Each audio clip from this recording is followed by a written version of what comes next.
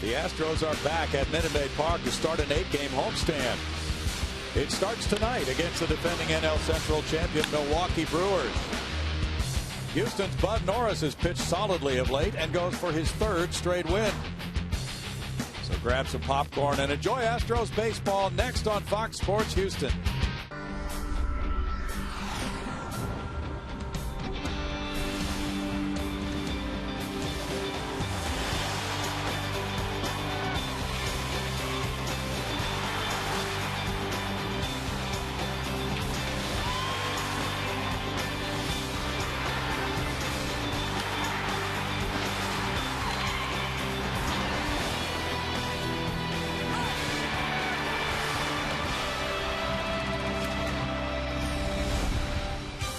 Live from Minute Maid Park in Houston, Texas, Fox Sports Houston brings you Houston Astros baseball. Tonight, it's the first of a 2-game series. The Astros meet the defending NL Central champion Milwaukee Brewers. Good evening, everybody. Bill Brown and Jim DeShays. The Astros coming off a subpar road trip, trying to get it revved up on the first of an 8-game homestand tonight and looking for some offense, JD. 3 runs or less in each of the last 9 ball games for the Astros. That's just not going to get it done. Tonight, they're up against the Milwaukee Brewers. And the pitching matchup features Randy Wolf, who's 2-3 with a 5.63 ERA for the Brewers. He's been very good against the Astros in his career, and particularly good here at Minute Maid Park. Bud Norris, the last time he faced the Brewers, he got knocked around, but since then he has pitched 3 very good ball games, having allowed just 1 earned run in his last 2 starts. He's looking for win number 4. Coming up as the Astros return to Houston, where they have a winning record at Minute Maid Park, and they were 6-3 on the last homestand. They take on the Brew Crew, and hopefully the bats will rev in just a moment.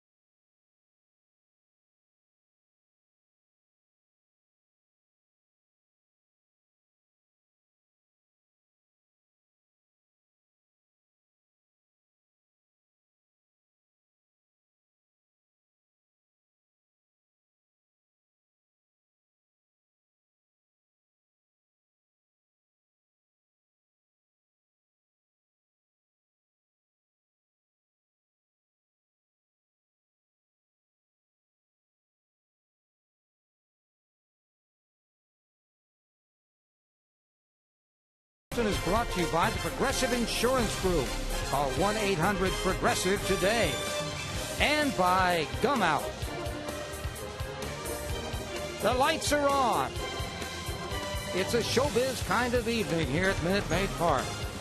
Everyone's ready for baseball. The Astros have yet to take the field, but the fans are all pumped as the Milwaukee Brewers come to town. First game of a short 2-game series with the Brewers. And then the first of the interleague games with the Texas Rangers is next. That's over the weekend. There's still some tickets available for that. J.D. Martinez is back in the lineup after 2 hits in yesterday's game. The Astros trying to snap a losing streak, but they'll have to do it against a team, the Milwaukee Brewers, that has won 2 out of 3 against them so far. First game in, that means they're going over the ground rules as Brad Mills chatting with the home plate umpire. The guys who are just about set to call the action as the Astros are now taking the field are warming up their pipes upstairs. Me, Bill Brown and Jim DeShade. All right. Thank you, Greg. The Astros are taking the field for the first of this homestand and the first of 2 against the Brewers, who set a club record with 96 wins last year. And ironically, their record after 36 games was the same as it is this year. 16 wins, 20 losses. Here's the starting lineup now for Ron Renicke's Brewers, brought to you by Hyundai. Nyjer Morgan leads off. He's the center fielder, followed by second baseman Ricky Weeks. It's Ryan Braun in left field, followed by the third baseman Aramis Ramirez cleaning it up, with Corey Hart in right field, George Gutierrez the catcher, Travis Ishikawa at first base, Cesar Izturis the shortstop, Randy Wolf the pitcher. For the Astros tonight, it's right-hander Bud Norris. He's 3-1. He has an ERA of 3.95. We check in with Doug Brocail. Bud Norris has improved from his rookie season by throwing primarily his fastball and his slider. He attacks with those 2 pitches, has really come up with a very good changeup, and that's how he's going to attack these hitters.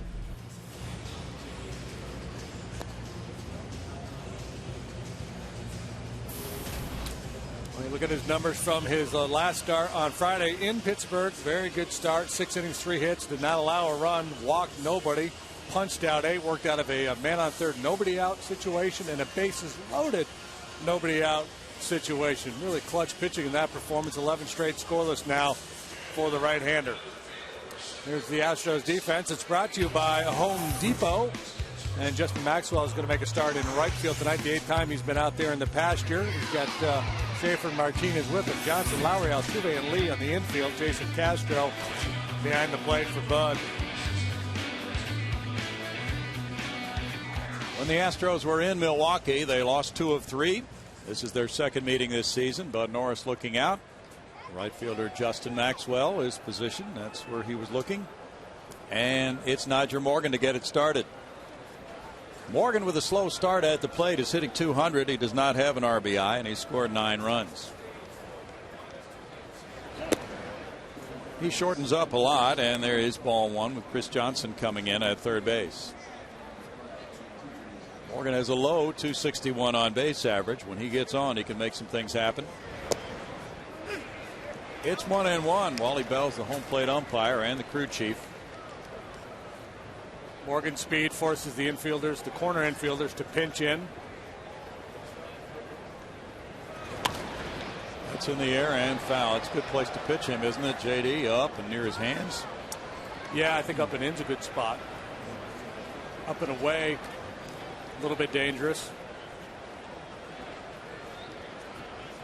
1 ball, 2 strikes for Bud. He's 3-3 lifetime against the Brewers with a 4.98 ERA. That one almost hit him, and it's a 2 ball, 2 strike count with Weeks on deck. Perhaps Bud's most effective pitch to left-handed hitters is that power slider he throws down and in under the hands. He gets a lot of swings and misses with that pitch. Morgan bounces one. There's Altuve.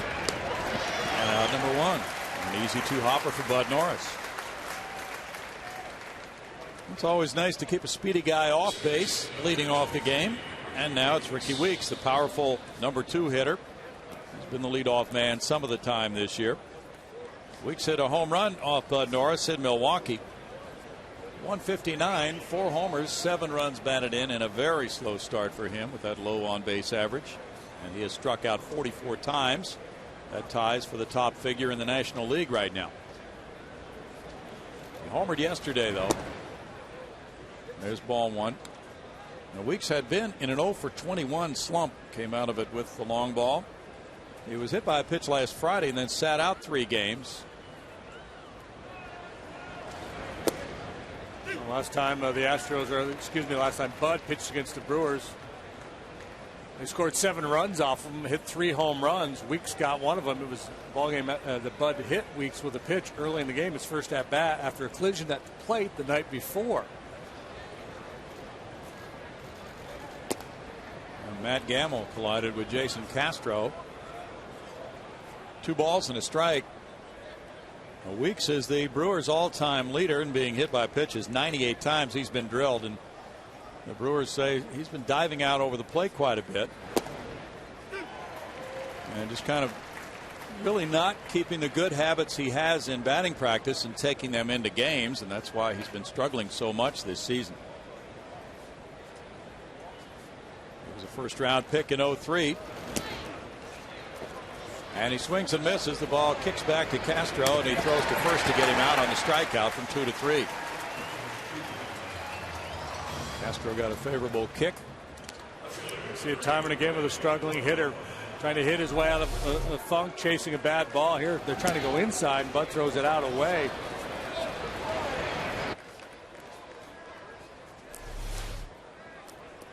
Two outs, and it's Ryan Braun.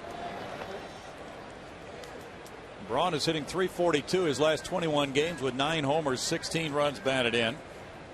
The MVP last year in the National League. Has gone deep 10 times. He's driven in 21 with an OPS of over 1,000. That's ball 1 to Braun. Now Braun in that series against the Astros in Milwaukee went 5 for 14 with 2 homers, 4 runs batted in.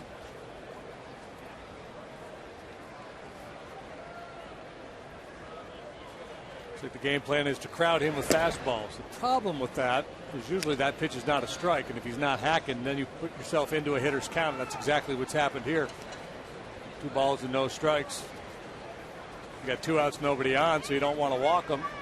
So all the leverage shifts to the hitter here. Braun got greedy. Feels at the high heater. He wanted that cake. He wanted that chocolate cake. He couldn't lay off. Big cut. But yeah, that's, you paid to drive in runs. Nothing wrong with taking a big swing at 2-0-3-1, even if the pitch is out of the zone. It's 2-2 to Braun. Braun's hit 2 career homers off Norris. He's hitting .262 against Bud. 3-3, 498 through 8 starts against the Brewers. His last 3 starts against them, though, he's allowed 18 runs in 16 innings of work.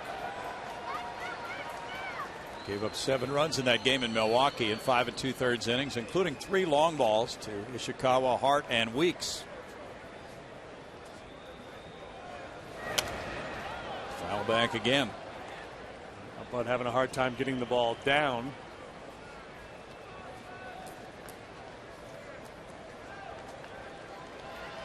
Bud's pitched well in his 3 starts here at home this year. 1-0 with a 2.29 ERA.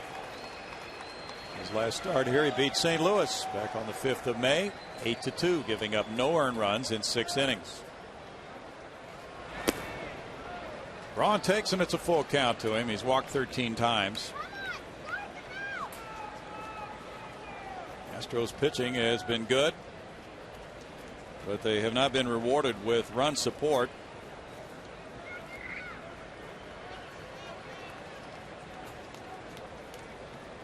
Their ERA at home is 2.95 this year. Overall, 3.62. Chop foul by Braun. Now the Brewers split their 2-game series with the Mets. They won big last night, 8-0. Braun was hit by the pitch, and then Terry Collins took David Wright out of the game, fearful that he would be the victim of retaliation by the Brewers. So there was a little flap about that. Brewers got here about 4 in the morning. Braun takes the 2-out walk. He was able to get Braun to chase the fastball up out of the zone, but 1 down. Obviously, he's seeing better. Was able to lay off and work the 2-out walk. And you can't forget about Braun as a base stealer. He's got 6 bags this year. He's been caught twice. Ramos Ramirez is the batter. He went 4 for 11 against the Astros in Milwaukee with an RBI. Very good run producer over the course of his career. He's driven in 19 with a .235 average. Likes to swing early. Attacks early in the count, typically. Not a bad idea to start him with a breaking ball. He has worn out the Astros over the years.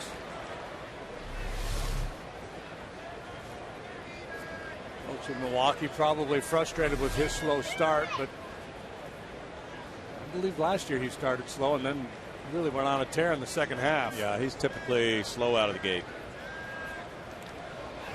Braun diving back in. That was pretty close with the quick feet of Norris.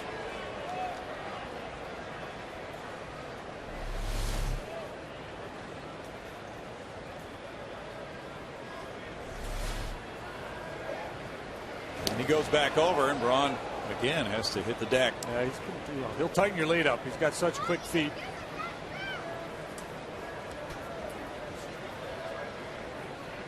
Braun's the kind of guy that takes that as a challenge.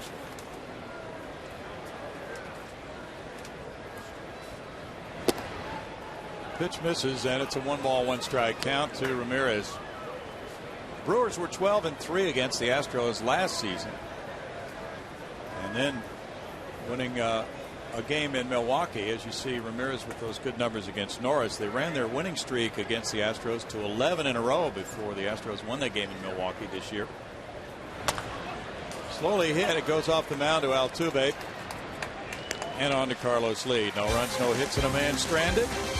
Milwaukee nothing. Houston coming up.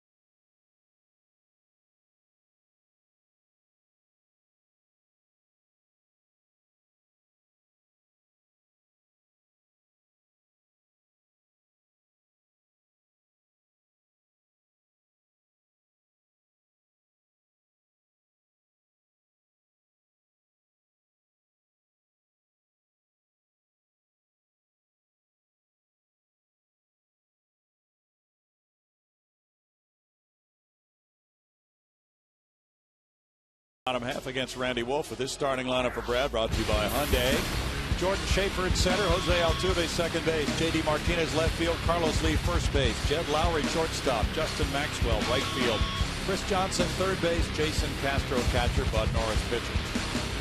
Ow! The Wolfman for the Brewers tonight, and he's been very good here at Minute Maid Park. 12 starts, 6-2, 291. The ERA lifetime against the Astros, he's 9-5 with a 298.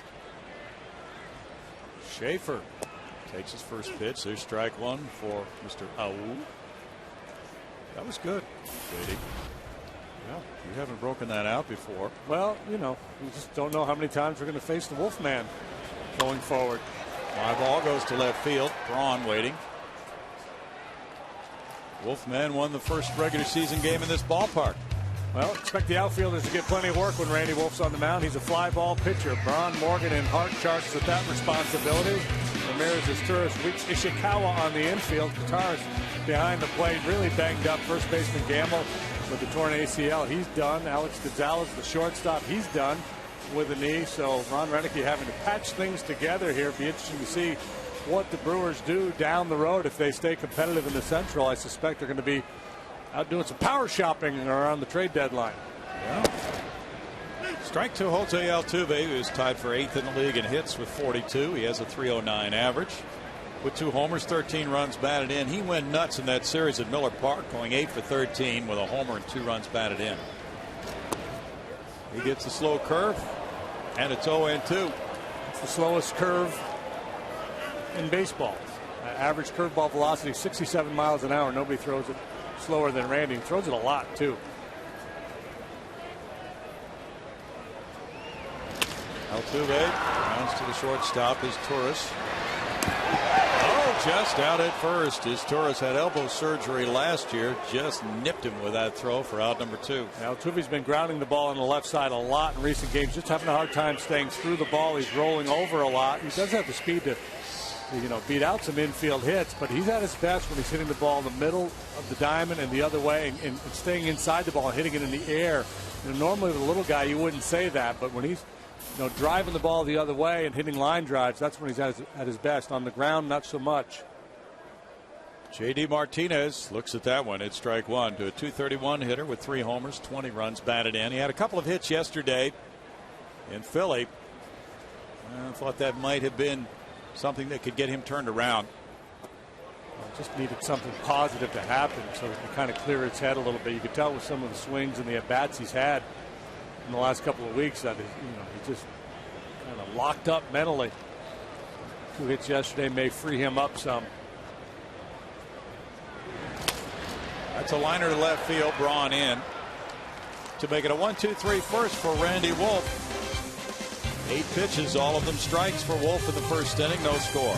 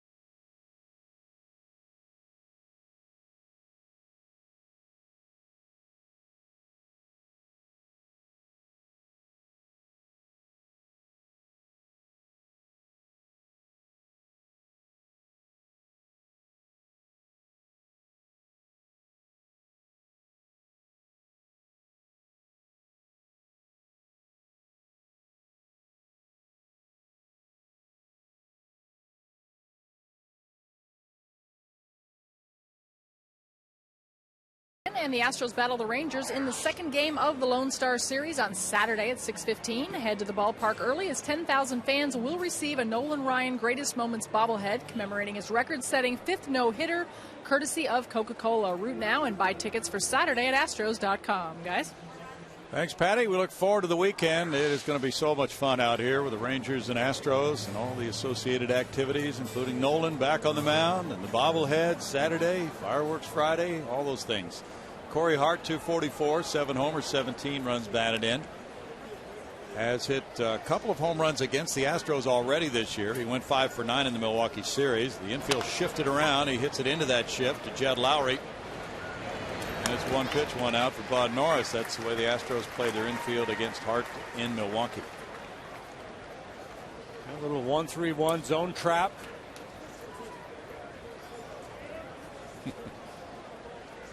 George Kataris next.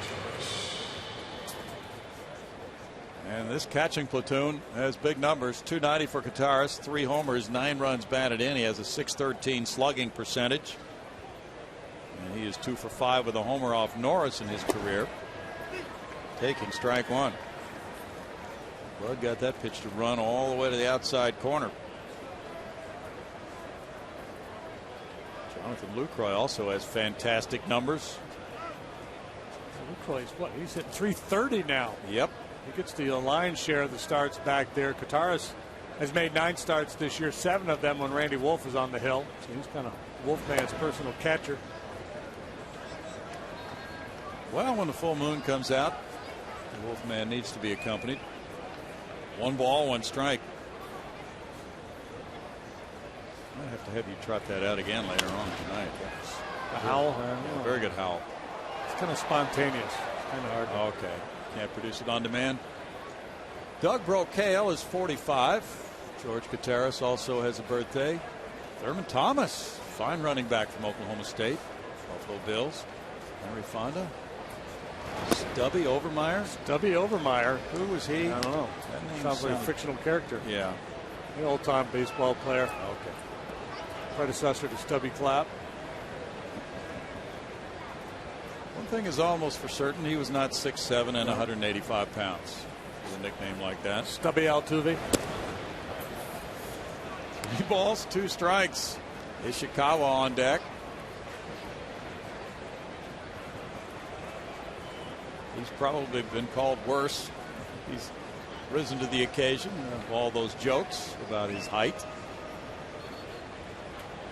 3-2 to Kataris. And that one goes in the air to left center. Schaefer comes over. 2 outs for Norris.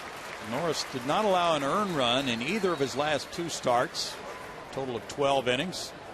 He's given up only 3 earned runs in his last 18 2/3 innings over 3 starts coming into this one tonight. So Bud's in a good place. Bud's in a cool place, huh? Ishikawa the batter. And he was 3 for 4 in that series in New York. He has 4 homers, 12 runs batted in. Very pleasant surprise, filling in for Matt Gamble at first base. And he takes a strike. He hit one of those home runs in Milwaukee off Bud Norris. And Norris was matched with Randy Wolf that game, April 24th.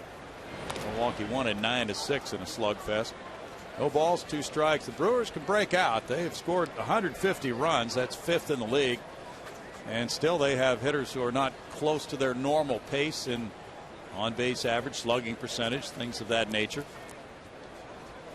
And of course they're missing Prince Fielder, who's moved on to Detroit.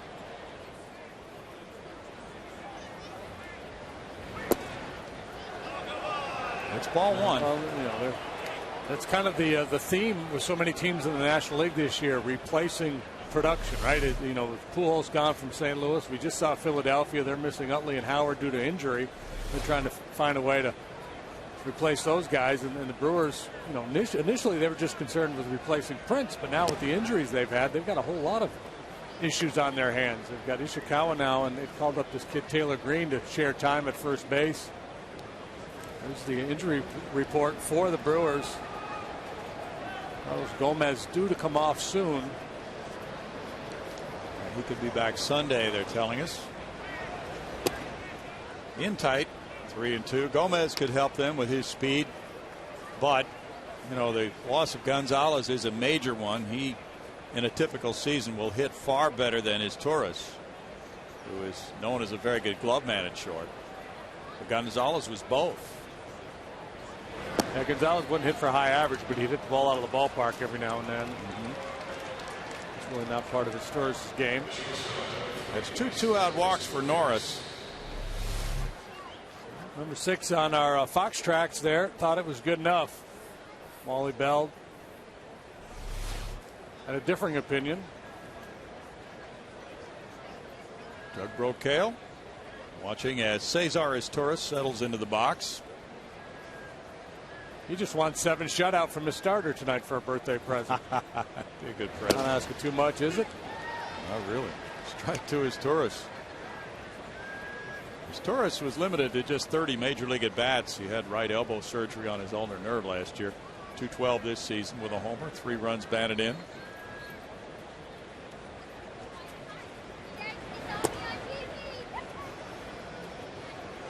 It's a 1-1 count for Bud Norris.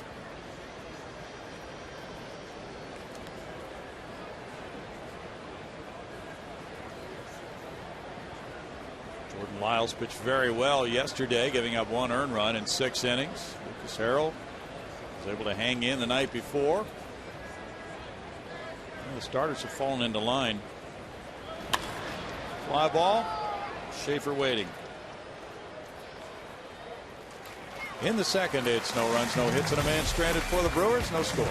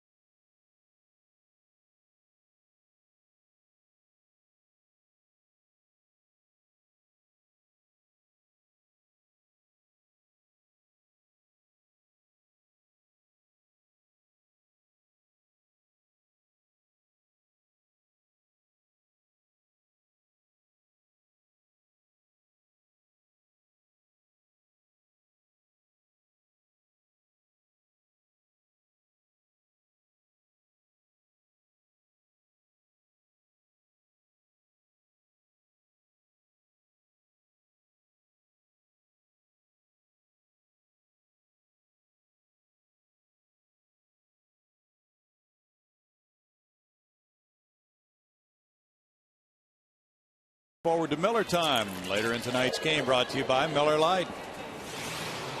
No score, last of the second here at Minute Maid Park. It's Carlos Lee leading it off against Randy Wolf. Wolf has won his last 5 decisions against the Astros. He's had 8 straight quality starts against Houston.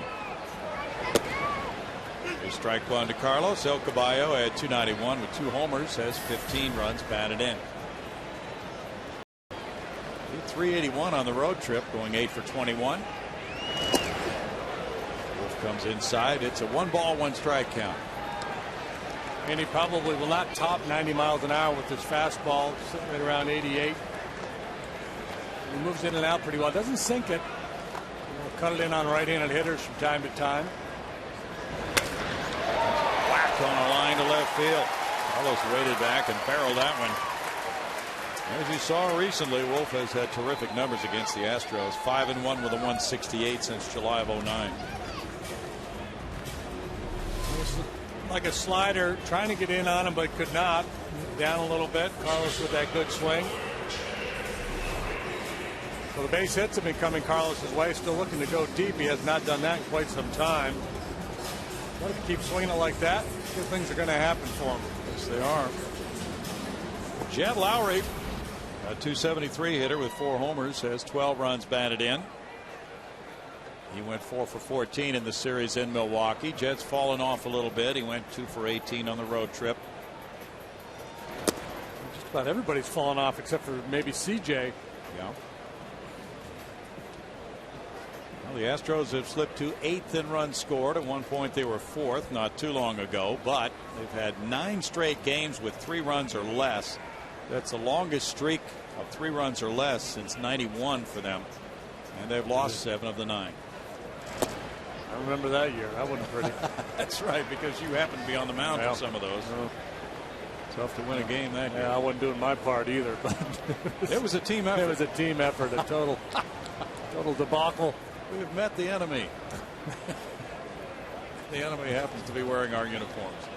2 balls, no strikes.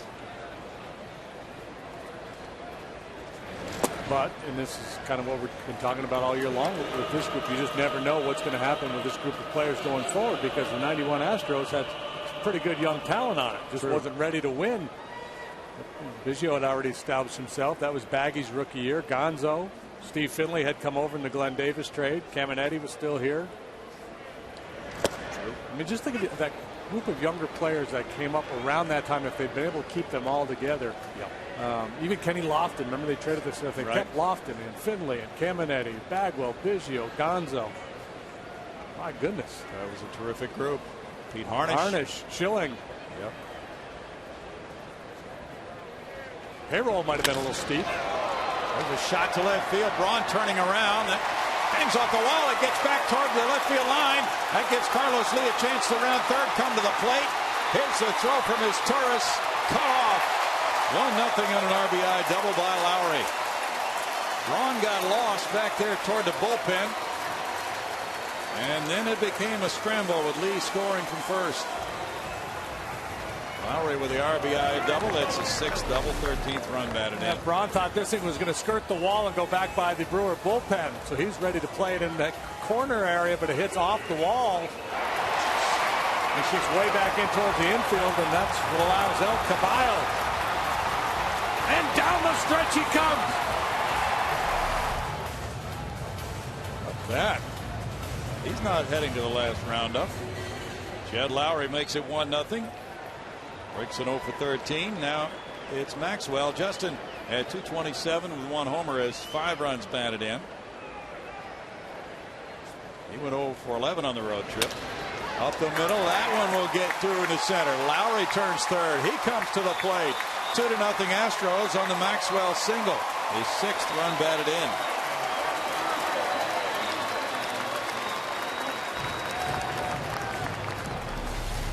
John Denver song. Hey, it's good to be back home again. Yeah.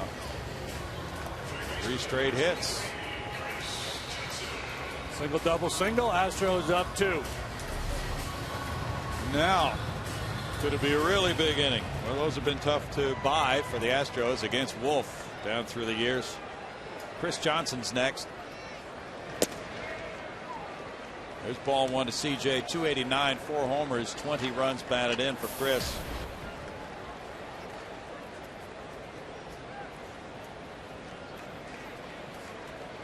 He was 1 for 8 in the Phillies series. Plays off that one. It's 2 balls, no strikes. Wolf began the night with a 5.63 earned run average, allowing 51 hits in 38 and a third innings, including 4 homers. Ground ball third. Ramirez gets it to second, and Weeks relays on to Ishikawa. Double play.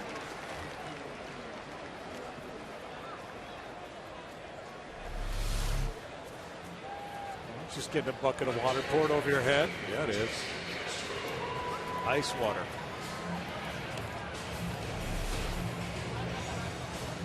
Jason Castro will try to start a new rally with 2 outs. 234 for Castro, no homers, 8 runs batted in for Jason. He was 1 for 4 in the series in Milwaukee. By the way, Stubby Overmeyer pitched in the 40s, 1943 through 1952 with the Tigers, Browns, and Yankees. Okay. Because, again, there are no unanswered questions in this day and age. You had to find out who Stubby Overmeyer was. Had to. That went flying out of the hands of Castro over there by Bud Norris in the on-deck circle. Don't want to take out your starting pitcher. No way to treat your battery mate. Wouldn't that be a jolt for a starting pitcher if he had a shutout going and got clonked by a bat and had to come out of a game? In the on-deck circle. No balls, 2 strikes. That would be. Ooh. That would not be good. Ooh. Wolf has 129 major league wins, 110 losses, a 4.12 ERA. Now back. Andy, over the last few years, has proven to be very durable, very reliable. Pencil him in, usually 12, 13 wins every year. 35 years old, 2nd round choice by the Phillies in '97. Canoga Menlo Park, California, and Pepperdine University. Serve is hit on the ground to Ishikawa, who's very good defensively. And it's 2 runs, 3 hits for the Astros. After 2, they lead it 2-0.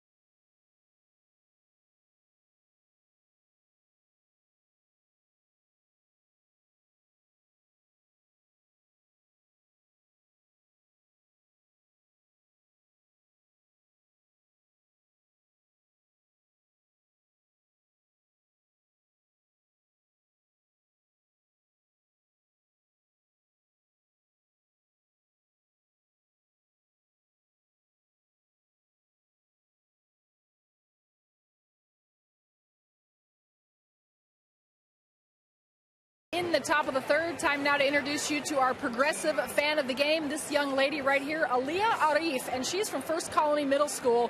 And Aaliyah was out here today with the daughter of Jackie Robinson, Sharon Robinson, who's had a Breaking the Barriers program where kids from all over the country write in essays, submit essays about breaking barriers. And Aaliyah, with over 10,000 submissions, was the winner.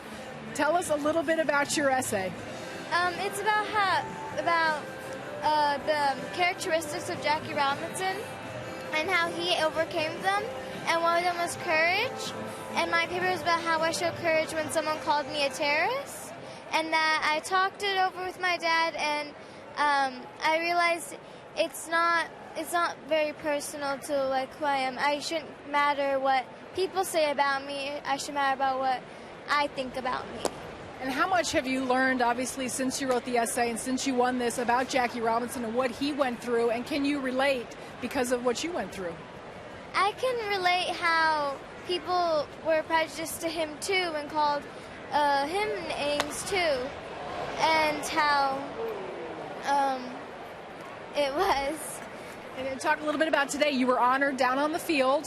You got to go out there with your family. You received a new computer. I know you got to throw out the first pitch. How much fun have you been having out here today? It was unreal. It was amazing. I just feel so ecstatic, and it was really fun. And I know your mom is proud too. How proud of her are you? So proud of her. So proud of her. We don't have words. I mean, we are totally ecstatic. Yeah. All right. Well, you guys, it was an awesome essay. I've got a copy of it here. And Aaliyah, you are a progressive fan of the game. Congratulations, and thank you so much. Thank you. All right, guys. We'd like to read that, Patty. Thank you. What a winning smile. Yeah. Must have been fantastic. 2 balls, 2 strikes to Randy Wolf. 185 career hitter with 5 homers. And he smacks this looping liner out to left center field. Schaefer over to get in front of it and hold him to a single. First hit for the Brewers comes from their pitcher. His second hit of this season. Now, Randy's always been one of the better hitting pitchers in the league, and he had a great at bat. He hit that bullet foul down the right side, and then lines this base hit into the left center alley, and not for Schaefer's ability to get over there and cut it off, he would add extra bases. And Carlos talking at first base, and it's Nyjer Morgan coming up. Morgan grounded out to second, leading off the game. There was a wild one when Wolf and Norris tangled in Milwaukee April 24th. Milwaukee won it 9-6. Even though Wolf pitched well, the bullpen gave it up after he left with a 7-2 lead. One of my favorite things about baseball is the first base conversation. Yeah? Yeah, I mean, just where else does that take place? I mean, there's an offensive lineman and a defensive lineman. They're not chatting it up down there. They're trying to kill each other. Yeah, they're spitting on each other. Biting each other's fingers and gouging their eyes out. That's not a how's the family type of conversation there. That's to center field, backing up Schaefer. He turns for out number 1. Patty? Well, hey, Astro fans, Chevy is proud to present a new show called Chevy Hometown Kids. It's not about the score, it's about the experience. So tune in each Saturday at 10 a.m. right here on Fox Sports Houston, or visit hometownkids.tv for more information, guys. Thanks, Patty. 1 out, runner at first. Ricky Weeks, the batter. Weeks struck out in the first inning. Weeks hit 20 home runs for Milwaukee last year.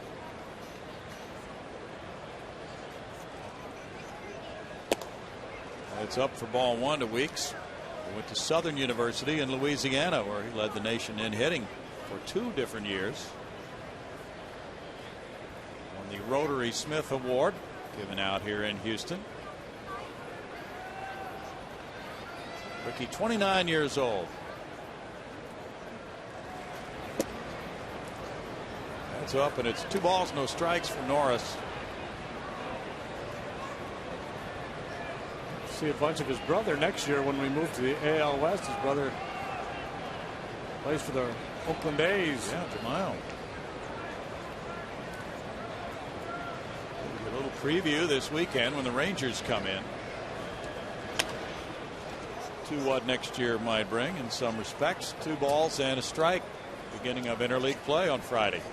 He's never been a real high average hitter in the major leagues, but it's certainly a dangerous leadoff hitter. Lifetime .255 batting average as a big leaguer. Brownie mentioned 20 home runs last year, 29 the year before. I believe I saw the other day 38 career leadoff home runs. That's a good number. 2 balls, 2 strikes.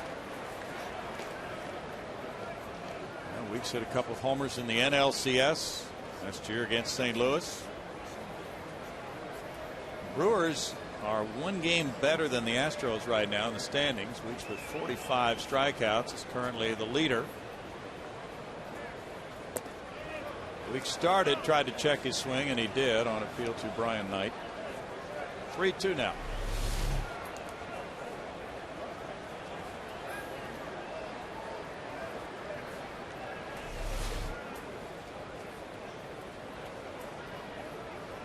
Norris has thrown 49 pitches so far.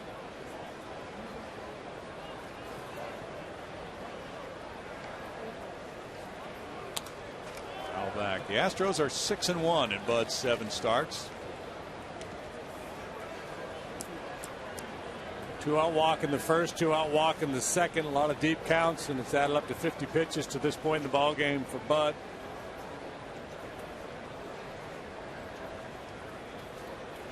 Doug Brocail's starters performing well recently, have their ERA down to 4.01.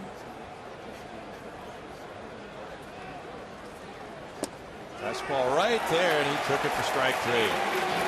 Second strikeout for Norris. After the slider away, comes back, 2-seamer running inside, catches the inside corner. Good call by Jason Castro.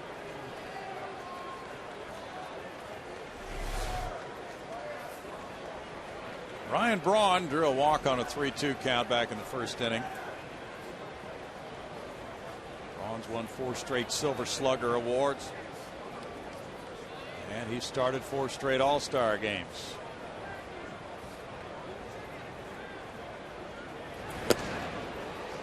Chases that one. There's strike 1.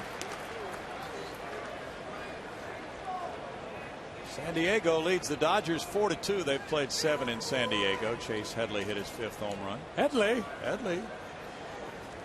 That's Headley.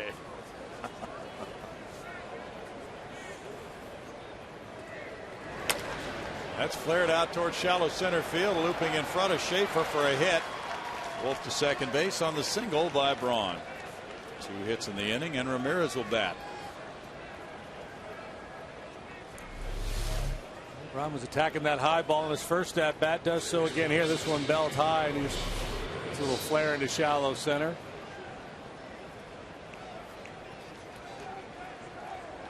The Dodger club is 24-12 now. 667 winning percentage, the best in the National League. Aramis Ramirez grounded to second in the first.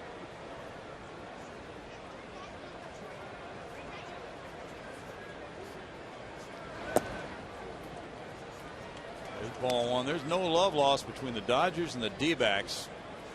They were throwing at each other in that series just completed there in L.A. Yeah, it goes back to last year. Gerardo Parra hit a home run after being thrown at. Well, there was a pitch up around his head from Hong Chi Kuo, and then he hit a home run and admired it. Clayton Kershaw got upset about it last year. That spilled over into this year. Ramirez with 40 career homers against the Astros, second only to Albert Pujols among active players, and Ryan Braun's third.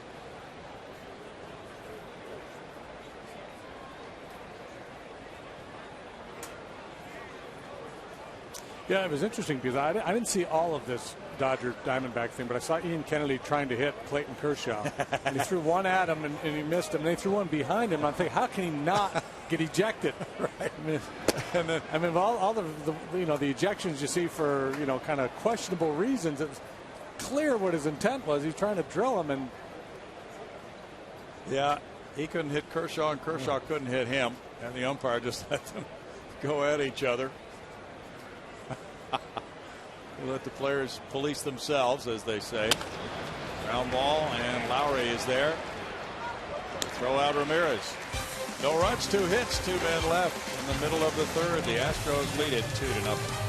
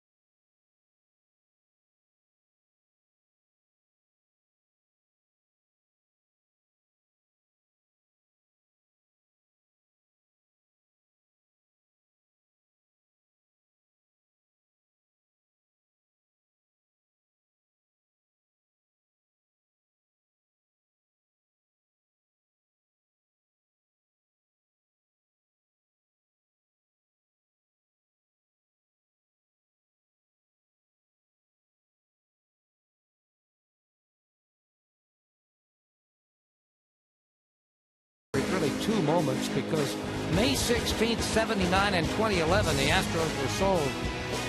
Originally, John McMullen bought the team for $19 million. Then, in 2011, the price rose. Jim Crane bought the team for $680 million, the original price, which was later knocked down.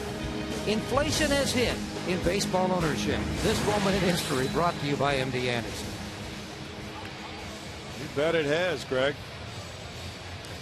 That's I'm guessing that's about almost 10 times what McMullen sold it to Drayton McClain, and then about 6 or 7 times to Crane. So they all came out okay. Yeah, it's been a winning proposition over the years, baseball ownership. You bet it has. Might not be on a year-to-year basis, but franchise values continue to climb, and ultimately when owners sell, they tend to do pretty well. Bud Norris at 154 leads it off. There's strike one. He's driven in 3. Bud has a double.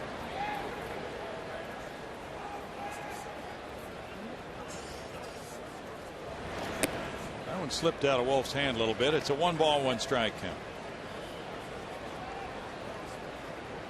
Brewers are 7-11 away from Miller Park.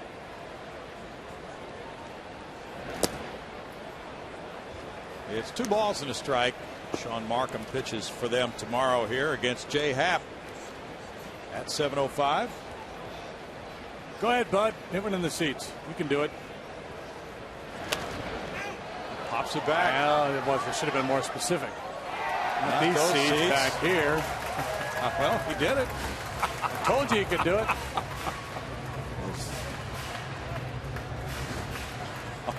Just another aimless prediction. Let's try Crawford boxes. Ground ball, foul. I like that 2-1 count. I knew he was going to get a fastball there. He did put a good swing on it, just fouled it straight back, and then Randy came back with a curveball. Wolf, a very difficult guy to predict as a hitter. He'll throw any pitch on any count, but you know, with the opposing pitcher up there, when he's behind, he's likely to throw a fastball. Wolf misses. He likes to come inside on right-handed batters. Set up the breaking stuff away. 3-2. Should be an action pitch, JD. A shot on the ground off the glove of the diving Ricky Weeks. That was a bullet hit by Norris. Picks up his 3rd hit of the year.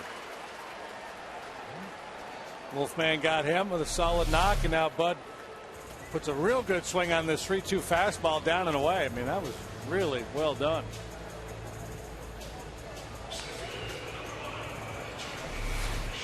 He's aboard for Jordan Schaefer. That's hit number 4 for the Astros. Wolf looking more vulnerable than he normally does against the Astros. So Norris picks up the hit, and now Schaefer, who hit the fly ball to left, tries to advance him.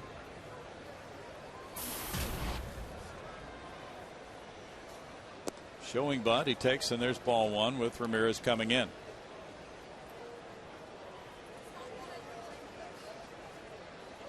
The Astros coming into this game had scored just 16 runs in the last 9 games. Had only 13 extra base hits in those 9 games. Tonight looks different.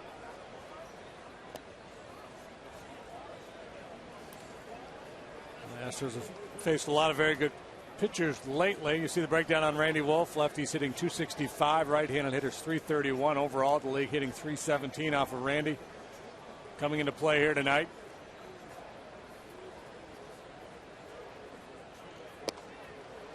In for a strike. It's 2-1. The Astros were 1-4 on that road trip to Pittsburgh and Philadelphia. Now they'll settle in at home for 8 games.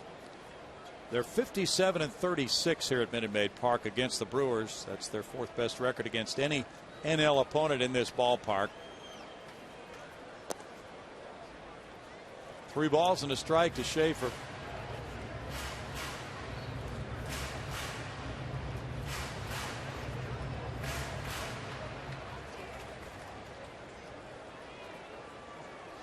The Brewers have been on a very strong run of starting pitching. That's a strike, and it's a full count now.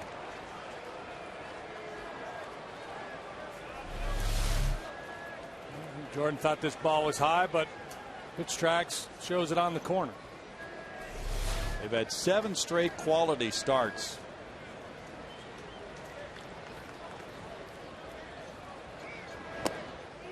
That's strike 3. Out number 1 for Wolf. Schaefer looking back at the home plate umpire Wally Bell as he departs.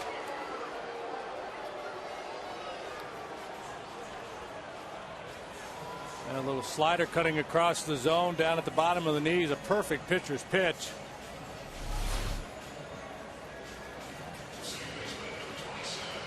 Well, the bullpen should be pretty well rested for Ron Renicky. Last night Zach Greinke went 7 shutout innings in an 8-0 win.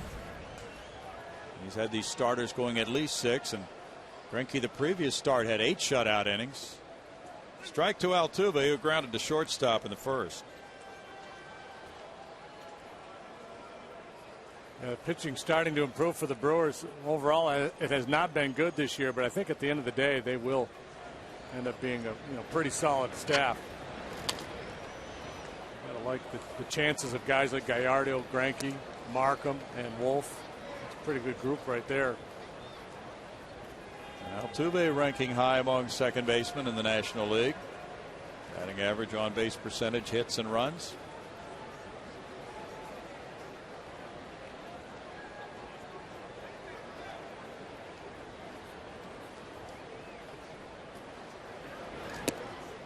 That one's way outside. It's 1-2. I should have noted it in my scorebook because when Randy pitched against the Astros in Milwaukee, he flipped the curveball up there, and I think it was like in the low 50s. I mean, it was maybe the slowest pitch ever recorded. I remember you talking about it. It was unbelievable. I thought maybe you had said 57, but I don't remember. Yeah. 2 balls, 2 strikes. That's fun. Remember Rip Sewell's Ephus pitch?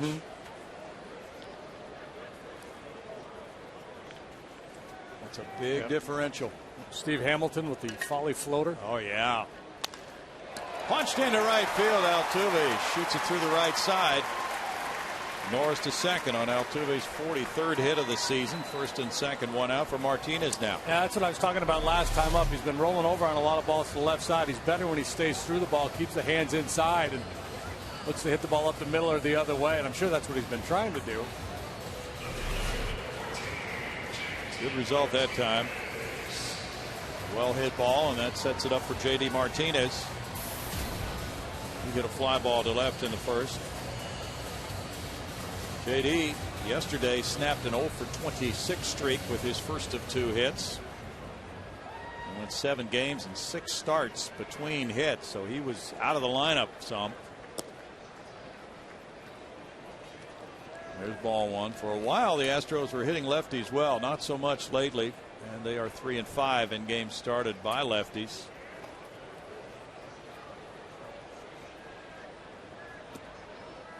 But Chris Johnson was saying today, you know, there are lefties and then there's Cliff Lee, and Chris said he's the best I've faced. He was something else. Lee walked 1 and fanned 10 yesterday in 8 innings, allowing 1 run to the Astros on a Matt Downs homer.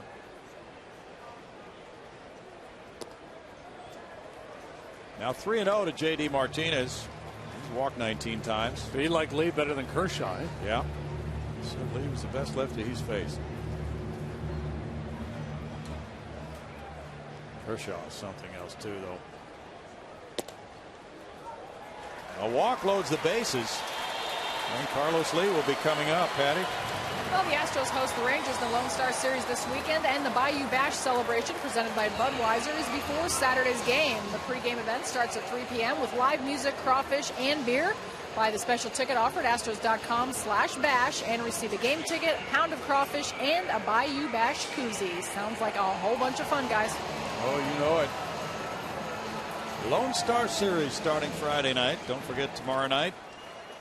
Leading up to that, Carlos Lee, Mr. Bases Loaded. That's with 1 out. He singled to left earlier and scored. There's strike 1 to Carlos.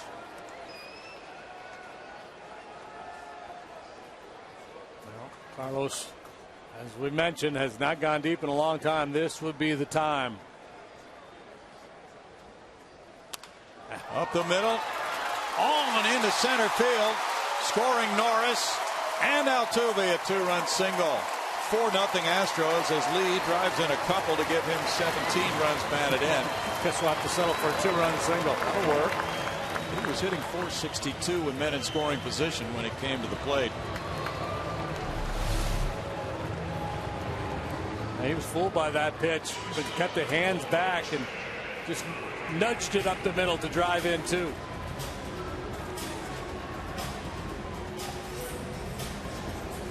And now the Astros have scored more than 3 runs for the first time in 10 games. And it's only the 3rd inning, and Jed Lowry's batting. Norris has kind of been the magic man this year. For run support. The club is 6-1 in his starts, and off to a great start here tonight. Lowry shoots one toward the right field corner. Hart with a long run, and there he drops it. 1 run will score, but Carlos was held up. He'll go to third. Now the ball's dropped by Ricky Weeks. Carlos was stopped between first and second. Lowry has an RBI double, his second double of the night. Carlos got caught in a bad spot, but he made it to third anyway, and it's 5-0. Great swing of the bat here by Jed Lowry, and Carlos is reading this ball. He's watching Hart, and he couldn't tell if he would caught it or not. So he had to stop. He could not afford to get doubled off first base. He had actually started to retreat toward first base when the ball was dropped. And all's well that ends well as he's able to make it over to third. Lowry gets a double, and the Astros have a very comfortable 5-run lead. Still just one out and 2 men in scoring position. Norris scoring.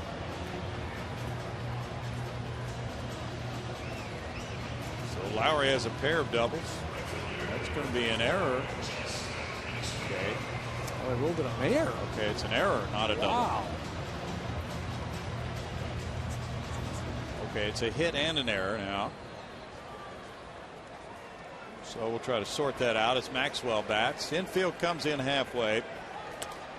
J. Max fouls it back, strike one. How's that a hit and an error? So I can't figure it offhand. I don't know why he tried that basket catch, though. It looked like maybe he was fooled. Maybe the ball got up in the lights or something. Normally he wouldn't have caught it that way, would he? The men on base? Kind of over his head, I thought. Okay. He was running towards the wall. I thought he was slowing down a little bit, but yeah, maybe it was because of the wall, and he thought he could glove it and avoid a collision with the wall, but certainly didn't work out for the Brewers. 1 ball, 1 strike. That'll be Hart's first error of the year then. I'm so confused. Yeah, we'll have to get an explanation on that. Hart just looked at, we might need another replay on that one. I thought maybe they're giving the error to Weeks because they might have had a shot at Carlos at third base, but he dropped the throw. So yeah, he did drop it. See the basket catch thing. But he was running, you know, he may have misjudged a little bit because he wasn't behind the ball. I think his only option was to catch the ball. And he didn't get back there where he could turn around and catch it like a routine fly ball. He may have overplayed it a little bit, kind of had to pull his hands in. Runners hold is Torres gets Maxwell. 2 outs. And now Chris Johnson will be the 8th Astro to bat. I'm trying to figure out the hit and the error. I mean, it's either a hit or an error. Right, can't figure it. 54 pitches, 30 in this inning. Yeah, I could see straight error before I could see a hit and an error. Oh, it is an error. Okay. There is no hit involved. We got to the bottom of that. Sorry, Jed. No double for Jed. Hang with him. And no RBI for Jed.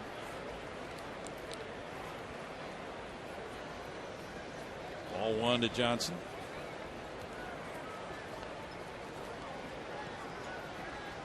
Two-point conversion would be good here.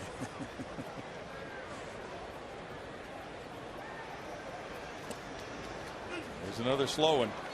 1 ball, 1 strike to Chris. He was talking with Chris Snyder about facing Wolf around the batting cage tonight. Chris was giving him a little advice on how Wolf works to right-handed batters. Jason Castro on deck.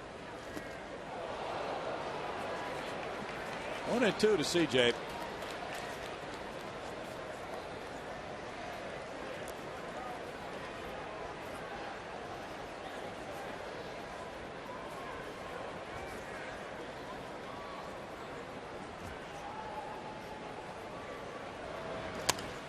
Rolled out the shortstop as Torres comes after it. And the tag by Ishikawa takes care of the out at first base. Well, the Astros come up with a nice 3-run inning. On 3 hits, there was an error and 2 men left. And they lead it 5-0.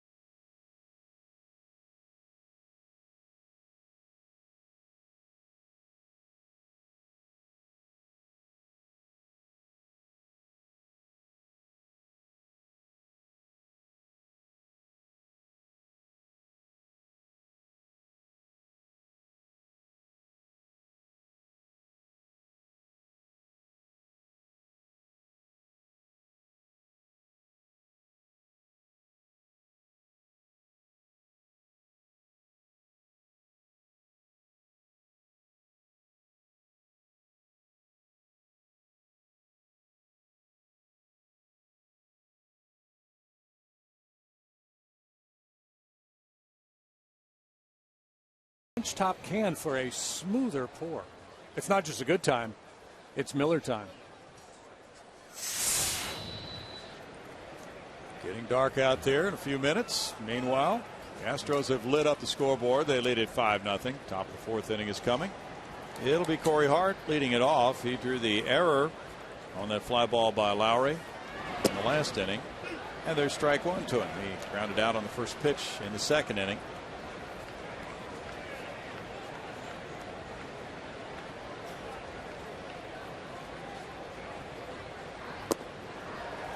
Oh, and 2.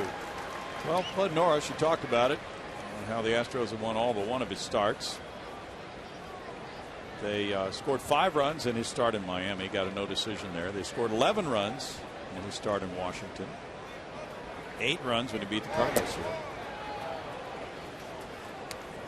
1 ball, 2 strikes. That game in Washington, he may have had the key hit in that game. Remember, he got that base hit, drove in a couple. Sure did.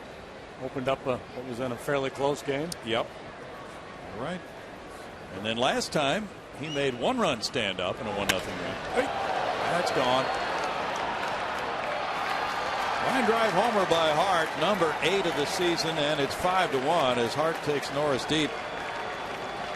All right, solo home run's not going to beat you. Got a 5-run lead. Just a little wake-up call. Oh, yeah, I got to get that slider down. Bad things happen when I leave it up. Hart with a little redemption after the misplay in right field.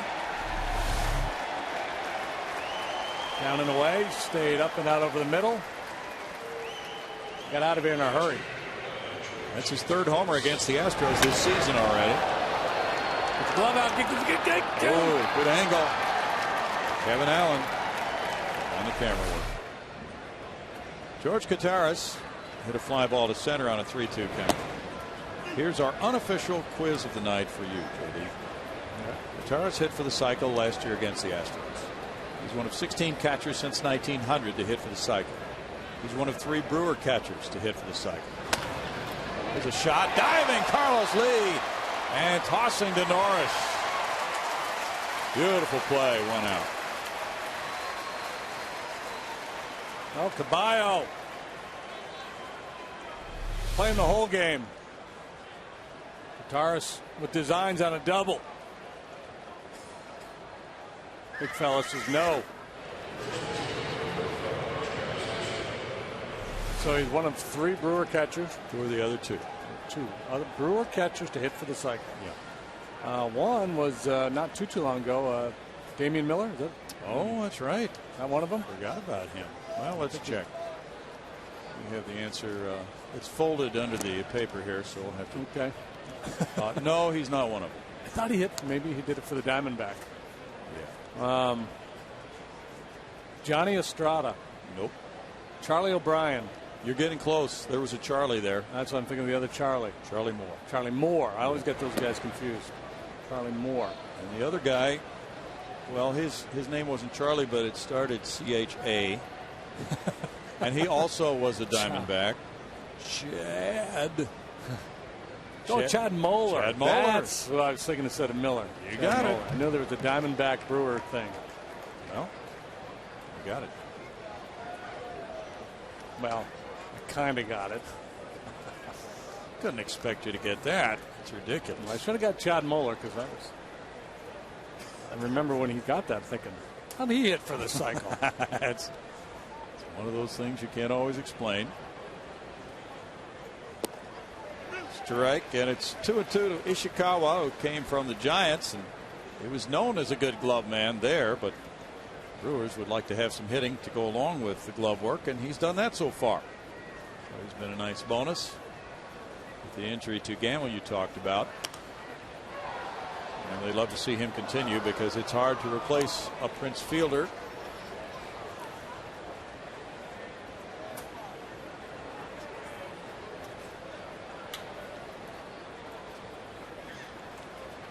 It'll be interesting to see how this NL Central shapes up. Along about July or so. Right now the Cardinals have the lead. 21-15 is their record, a .583 winning percentage. That's the lowest in any division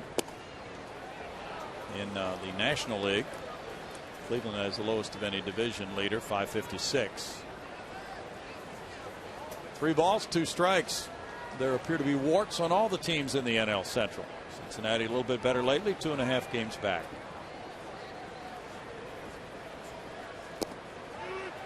Strike 3 call. Norris gets his 3rd strikeout.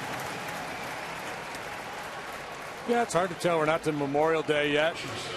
Still trying to figure out who's got what and who's going to be able to perform at a high level. And I don't know what kind of adjustments general managers are going to be able to make to their rosters. As you mentioned, this Brewer club was 16-20 at this time last year, and they ended up winning 96 games. Cesar Izturis hit a fly ball to center earlier. He won a Gold Glove several years ago. There's strike 1 to Izturis.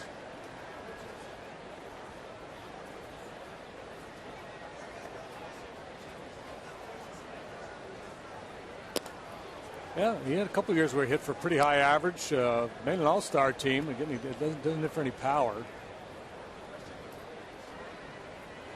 Probably 3-4 home runs in his best major league season.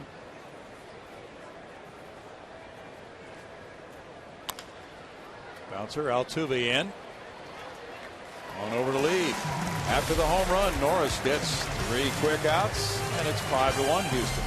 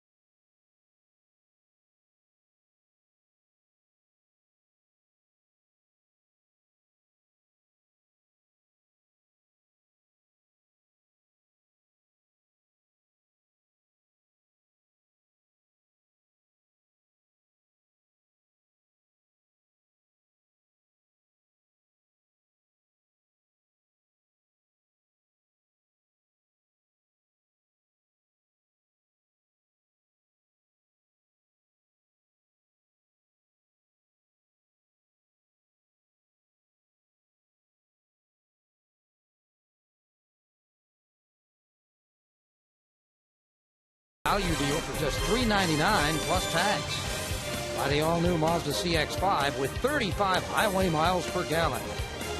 And by Mattress Firm. Save money, sleep happy. Before we send it back to Bill Brown and Jim DeShazer, we got a tweeter right who has reported that in Lexington tonight, Delino DeShields has stolen 5 bases through 6 innings. He's up to 25 for the season. Ooh.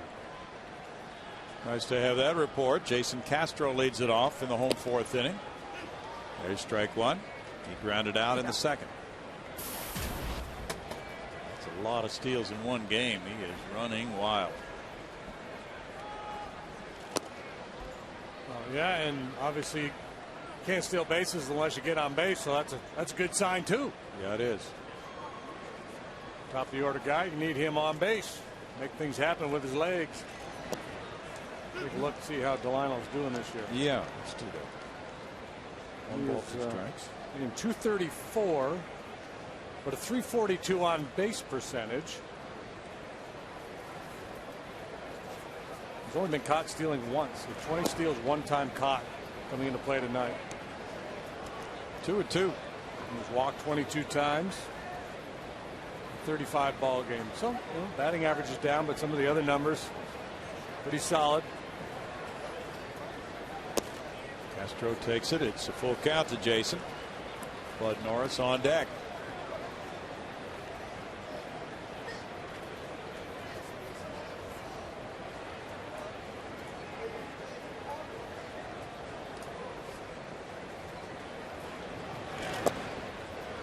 Castro draws a leadoff walk. That's the second of the night for Wolf.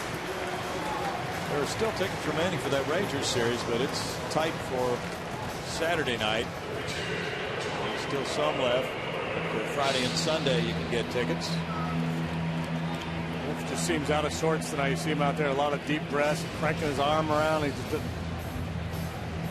I'm going to guess after this game, he's going to say, I just didn't feel like the ball was leaving my hand very good, forcing everything.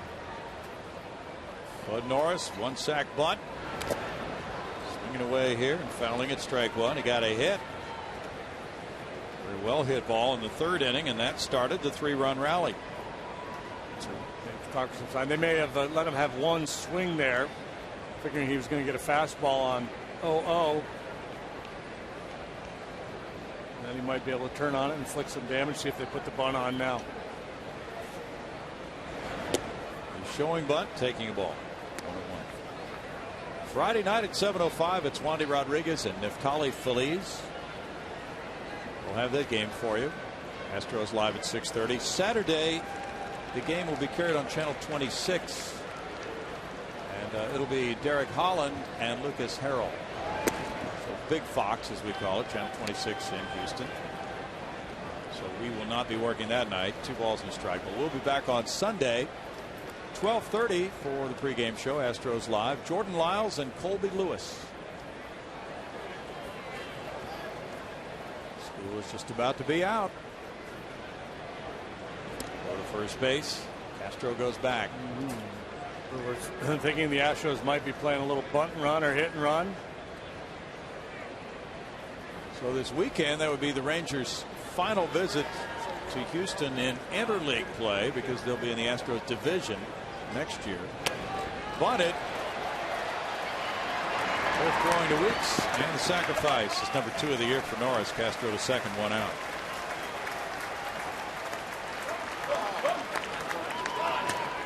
And the Josh Hamilton show will baby. Roy Hobbs is coming to town.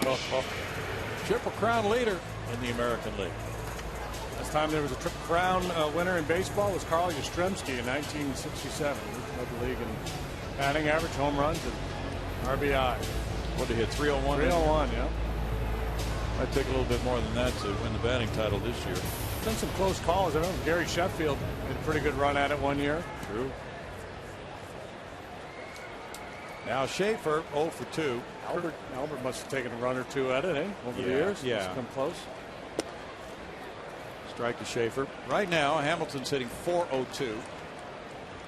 Second highest batting average, Derek Jeter, 366. Hamilton has 18 homers to lead the league. Curtis Granderson second with 13. Hamilton has 45 runs batted in. Edwin Encarnacion second with 31. He's not even close to anybody in any of those categories right now. 1 ball, 1 strike. Hamilton may be just a matter of staying healthy. So injury problems. Plays so hard, puts his body at risk.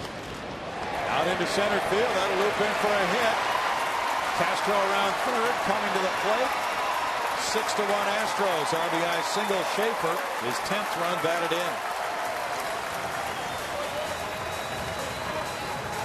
Jordan Schaefer caught looking last time up, this at bat, swinging early. A little soft pop up into shallow center field, but enough to get it done. Good read here by Castro. That's a ball where a lot of guys are going to freeze on, but he recognized early that it was going to get down. He certainly did. That's 7 hits now. Altuve got one of those in the third inning, a single to right field. He's 1 for 2. No action in the Brewers bullpen right now, but there might be soon. Rick Kranitz on that phone. I don't want to burn out the bullpen, hoping Randy Wolf could get things turned around after that rocky third, but he has given no indication that that's going to happen.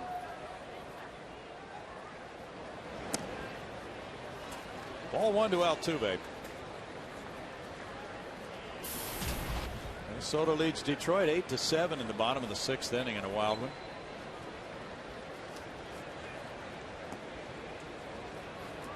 Vinny Chalk is warming up for Milwaukee now.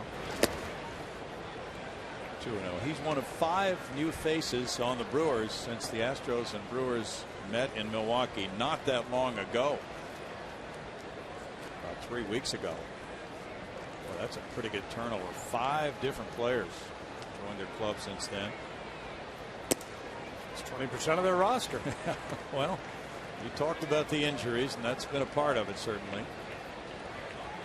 3 balls, no strikes to Altuve, and it's really a struggle for Wolf. Wolf pitched scoreless baseball Friday in his last start against the Cubs. 6 innings, 4 hits, no runs. The bullpen lost his lead after he left the game, but the Brewers won it in the 13th, 8-7. Well, now he walks Altuve. That's his 3rd walk of the night, and he just really looks out of sync. And the Astros hitters, to their credit, being patient, drawing some walks. This is something they haven't done. Part of the Astros' good start offensively this year was due to the fact that they were able to work some walks, work some pitch counts. And the last few weeks, that has kind of gone away. Just to see the good approach tonight. JD Martinez would like to continue that approach. He worked a walk in the 3rd inning after hitting a fly ball to left in the 1st. Runners go. The throw goes to second, not close. Double steal. Schaefer takes 3rd with his 12th stolen base, while Altuve moves into 2nd with his 7th. Well, Schaefer and Altuve aboard. They had the right combination of runners. Randy Wolf, one look back and then delivers, and both runners got great jumps. Of course, Altuve wasn't being held, so he had a huge lead. That brings the infield in with an 0-1 count on JD. And that's off his bat, and he didn't get a cut at it at all. Not happy with that development because now he's in an 0-2 hole. That's the 3rd double steal for the Astros this season. Schaefer and Lowry, Schaefer and Altuve, Schaefer and Altuve. Carlos Lee's on deck. 1-2 to JD. Washington, with that high-powered strikeout pitching staff, leads 7-3 after 7 over Pittsburgh in Washington. Gio Gonzalez went 7, giving up 3 runs. Foul away. I'm not sure I like the concept of the double steal. How so? Well, I think it hurts the catcher, right? It's 2 stolen bases. Yeah, that's, against him. He only has a not chance to throw 1 guy out. Right. I don't count 2 stolen bases against him because he only has 1 chance. You're right. But the official stat does, right? It does, and that's not fair. Yeah. Almost you think it'd be like a stolen base and a fielder's choice. Absolutely. Fly ball out to Corey Hart in right. Let Hart take it, Niger. Oh, this is a mistake. Morgan throws into the plate. He doesn't have anywhere close to the arm of Hart. Wow, that's interesting.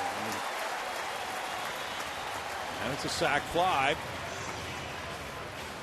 His Hart's got a bad arm, or it was hurting a little bit. I don't know. And you know, pop flies like that, when it's a tweener, the center fielder usually has priority in terms of taking charge and just who's going to catch the ball. But you want, you know, if I'm Ron Renicky, I want Corey Hart catching the ball, making that throw home. Yes, sir. Schaefer scores, and it's 7-1. Martinez gets his 21st RBI. Now Morgan doesn't have anything near the arm that Hart does. Corey was all lined up. It really wasn't that far for him to go to make that catch and make the throw. Carlos Lee 2 for 2, 2 runs batted in, takes a strike.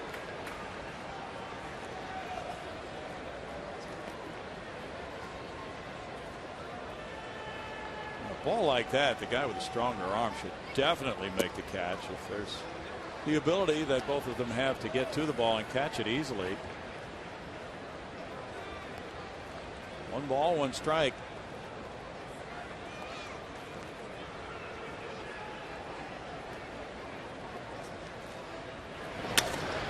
This one goes to Morgan in center.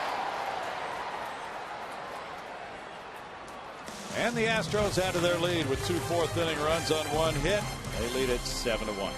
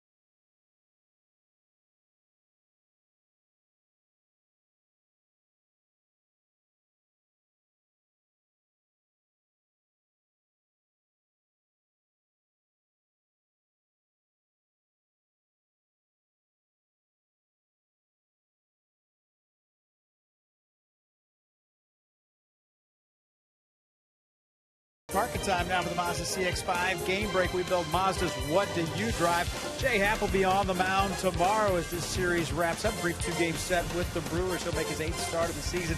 Rough go last couple of times out. Each of those starts, he gave up 5 earned runs on 6 hits. He's 2-2 in his career against Milwaukee. He will go against Sean Markham. Our coverage begins tomorrow at 6:30 with Astros Live. This has been your Mazda game break.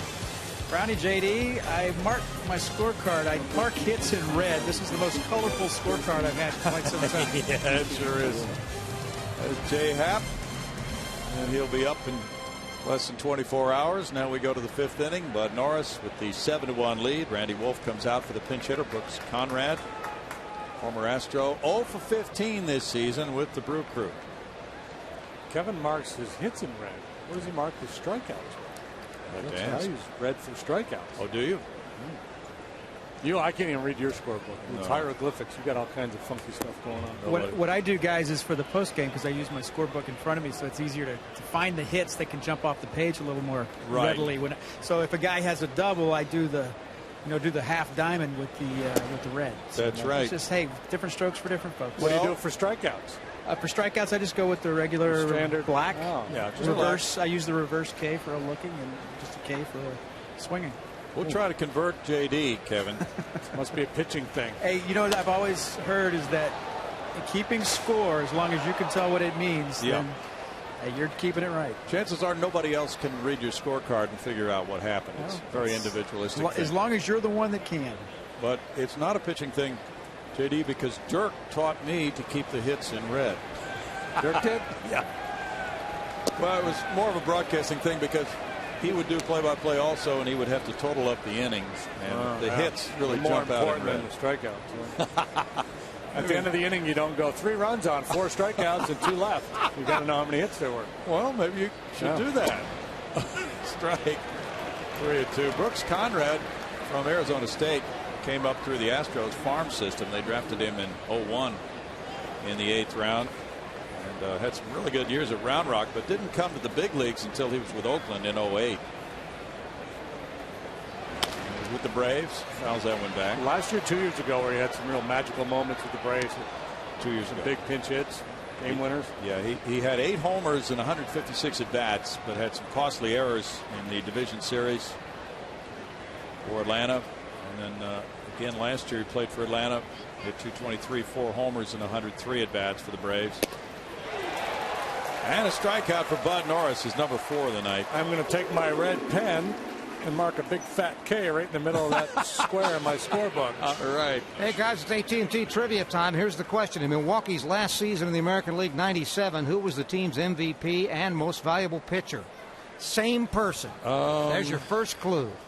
1997. That was my first year in the booth here. Yeah. Last season in the AL. Okay, so they're in the AL, so I hardly ever saw them. True. It is a familiar name. It's that would have been post Teddy Higuera for sure. It was a relief pitcher. Wasn't Raleigh Fingers. It was a relief pitcher who once played for the Astros. Wow. Doug Jones? Symphony. He won answer. both honors. He saved 36 and had a 2.02 earned run average in 75 games. The Mild Thing. That's a great nickname. Jonesy with that big old mustache. There it is, the official word on the AT&T trivia question. Doug Jones won them both, MVP and most valuable pitcher. Earlier, Greg, JD was talking about the 91 Astros team and how they got quickly better with that core, and then Doug Jones came along in 92 and became the closer. That was a big part of it too. Castro throwing the lead to complete the strikeout on Morgan. That's 5 strikeouts for Norris, so Jones really helped that club mature quite a bit because they played 500 ball in 92. Ricky Weeks is next. He has a couple of punch outs, and they're in red on JD's scorecard. Yeah. Making good use of my red pen right now. Conrad high heater. Morgan chases a slider. Weeks has punched out twice already. Striking out at a tremendous rate this year. So, he's very quick. He's got a quick bat, but his swing is not. We talk a lot about guys who stay in the zone, stay long through the zone with their swing. That's not the case with Ricky. He kind of goes from high to low through the zone. So, if his timing's off at least a little bit, he's going to swing and miss a lot. And that's what's been going on with him. Guys that stay in the zone, and think about Lance Berkman with his flat swing, they can get beat by a fastball and still put a pretty good swing on it. Hit it hard the other way. Weeks in 07 struck out 116 times and 409 at bats.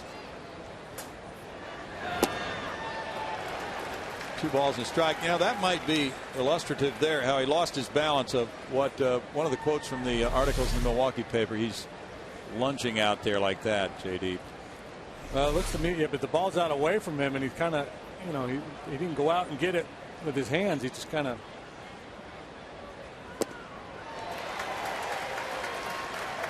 2-2. You almost get the sense now he's so frustrated he's just going to swing as hard as possible in case he runs into one. And that goes back to a lot of things you can relate to with other sports, golf, whatever, trying to think about mechanics and perform that act. Looks to me like his hands are lower than he normally carries them. Slider. A lot of red pen. That's a red pen inning right there, bud. He struck out the side. That gives him 6 in the ball game in the middle of the 5th inning. As you see another whip, the Astros lead it 7-1.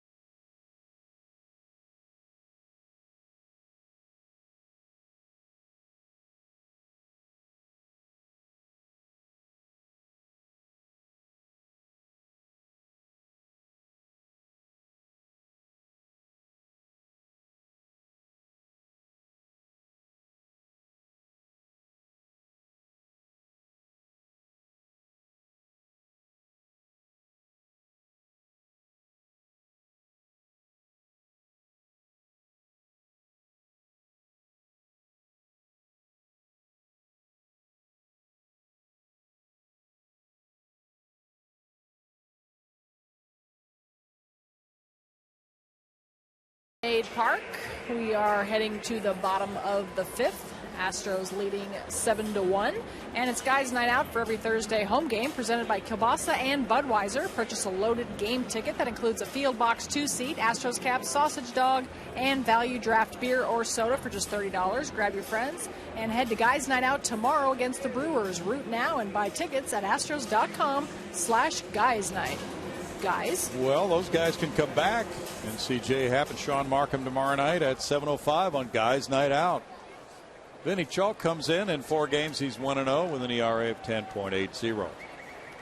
It's a good winning record for a 10.80 ERA, but he's only worked 5 innings in the big leagues this year. Chalk, a veteran's been around with a few different clubs, Blue Jays, Giants, Indians. Jed Lowry may have faced him in the American League. There's ball 1 to Jed. Last year he pitched AAA ball for the A's. Fastball, curveball, changeup. It's Greg Lucas' scorebook. He's using pencil. I don't want to say it's because I make mistakes, but Well, you do. We all do. it's easier. It's easier, yeah, to We're erase. following Twitter, Okay. and of course we got the monitor, scorebook here. Well, this is the modern broadcaster, huh? You got all that, everything. It's high-tech stuff.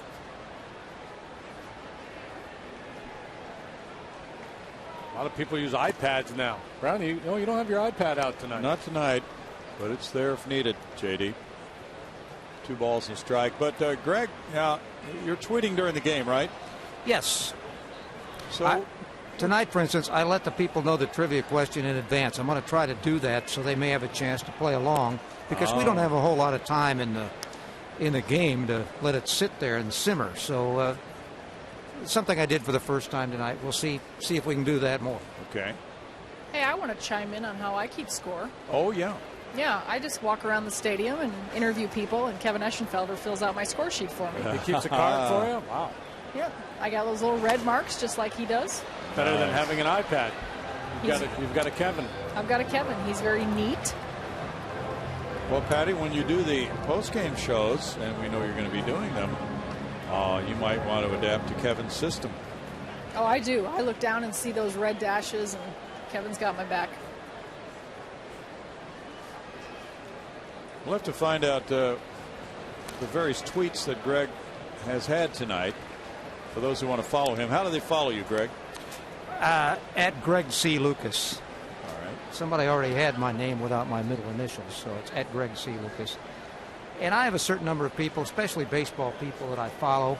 And then, of course, people who connect, I go ahead and check those. Daniel Westfall, for instance, he wants me to give him a shout-out. I don't usually do that. You're on, Daniel. Now you've done it. Now you've set the precedent. Oh, yeah. Well, sometimes we'll do it with people that are way off watching. But I don't know where Daniel is. But like in China or something? No, he's actually from, it says Texas, U.S. Oh. Did he choke? Flipping the outside corner on Jed Lowry. Round number 1 here in the 5th. Then he chalked up a strikeout, and now it's Maxwell, who's 1 for 2 with an RBI. Then he was pitching well for AAA Nashville with a 3.18 ERA. Maxwell takes, and it's ball 1 to Justin.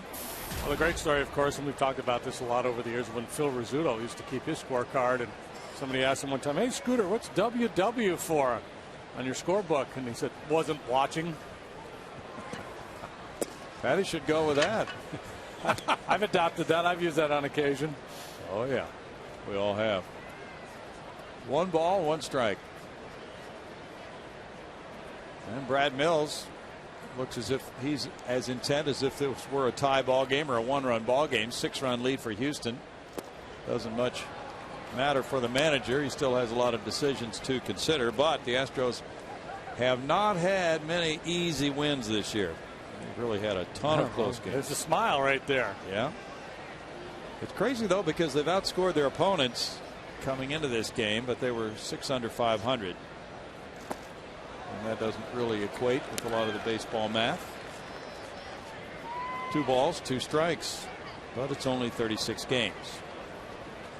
You know, speaking of baseball math, Sig Mejdal and the other guys in the front office who work for general manager Jeff Luhnow are really grinding on those draft choices.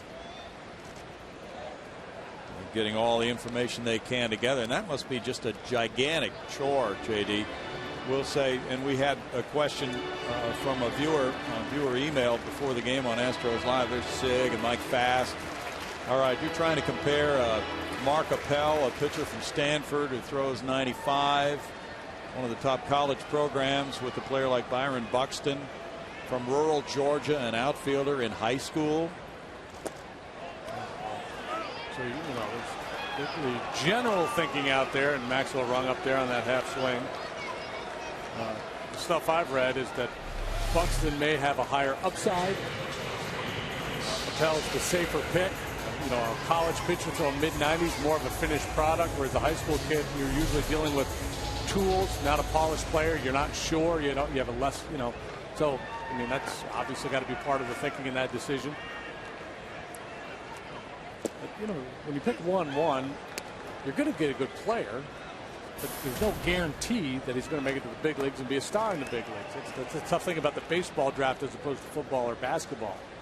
First overall pick in those sports usually turn out to be star players. True. Doesn't always happen in baseball. Much lower percentage certainly in baseball than the other major sports.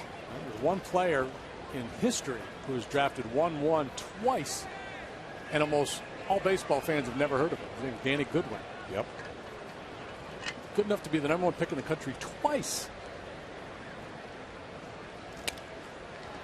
Foul by CJ, and the bat splintered on him. 1-2. Did he reach the big leagues, Danny Goodwin? Yeah, he did. It took a lot of time, man. So anyway, I have no idea what those guys, everything that they're pumping into those computers these days. But I would imagine there's all kinds of biomechanic information. Right. Because you want to be risk averse. You're looking for potential injuries. Does the pitcher have funky mechanics? You're worried about him down the road. Just pure percentages. The percentage of high school outfielders that get drafted that make it to the big leagues. You can look at it that way without getting specific to an individual. Mm-hmm. Well, for instance, let's say Mark Appel's 6'3", and I don't know that he is. Let's just say he is. So what they'll do is plug in all the 6'3" right-handers in history in the big leagues in their computer and similar deliveries and see how he matches up. That's what they're doing. That's part of what they're project who he can be. Who do we think this guy is going to become? Mm-hmm. And then remembering back to Mark Pryor and how quickly he made the big leagues with the Cubs. But then at age 25, he was finished. And people said he had a flawless delivery. That wouldn't be a problem. Well, it obviously was, because he had major arm difficulties. And so the biomechanics are really, really important, not just numbers.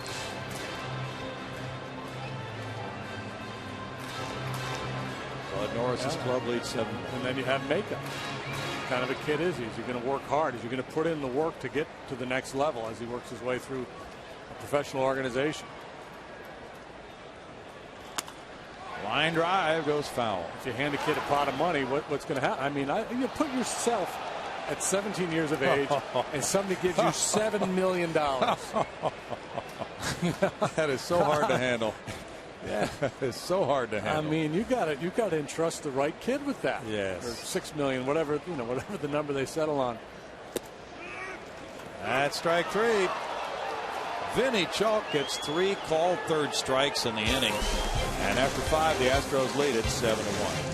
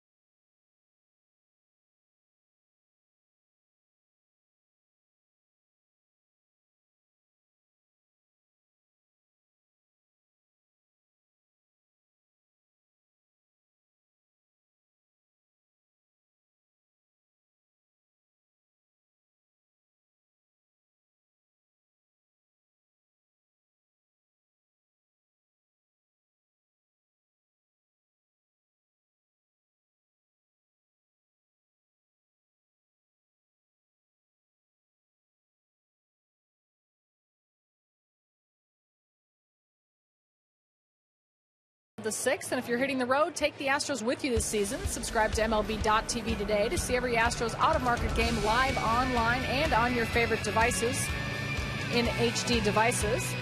Also, be sure this week America's Pastime moves to primetime for Baseball Night in America as we bring you 8 straight weeks of baseball's best, and it all starts with an interleague matchup between regional rivals as the Rangers take on the Astros. Baseball Night in America is presented by Chevrolet beginning Saturday at 6 p.m. Central only on Fox. Bill? Thanks, Patty. That game starts a little bit later than our normal Saturday start times because of the Fox Network telecast. 6:15 is the first pitch. Lucas Harrell and Derek Holland. The Astros and Rangers meeting up Saturday night. Ryan Braun leads it off in the 6th inning. He's been on both times with a walk and a single. Both pitchers struck out the side in the 5th. 2 hopper to Lowry. 1 out. That's pretty rare, JD. I can't remember both pitchers striking out the side in the same inning. Can you? No. It's not something I would remember.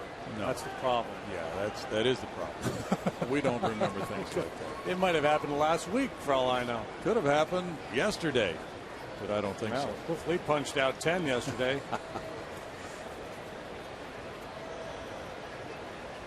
Aramis Ramirez. Cliff Lee didn't strike out the side once yesterday. How about that? Terrible. There's ball 1 to Aramis. And he's one reason the Brewers were so enthused about coming into this season, even though they did lose Prince Fielder. They figured they'd pick up runs batted in at the high corner from Ramirez. Last year, he drove in 93 for the Cubs. And that's his typical neighborhood. He's been over 100 several times in his career. Foul back. 1-2. Corey Hart on deck. Clayton Richard and San Diego beat the Dodgers 4-2. Dale Thayer got his 4th save. Chris Capuano, who had been just unbelievable, lost a game. Yeah, how about Capuano? He's been a nice story coming back from injury. A few years back, he was an 18-game winner with the Brewers. Then got hurt. Disappeared for a while. Now back throwing very well. There's Fox Tracks. It's brought to you by Nissan. Easy now. Be interesting to see how that Dodger club does without Matt Kemp. And we were talking during batting practice trying to figure out if he'll be back when the Astros are in Los Angeles on the next road trip. We're not sure that he will. Don't believe he can return that soon. And they just put him on 2 days ago, was it? Yeah, I think so. Hamstring for Kemp. Yes. Norris on the slider gets a strikeout of Ramirez. That's 7 Ks for Bud. Capuano was looking to start 6-0 for the first time in his career. See it often in a lopsided game. The quality of the at-bats goes south a little bit.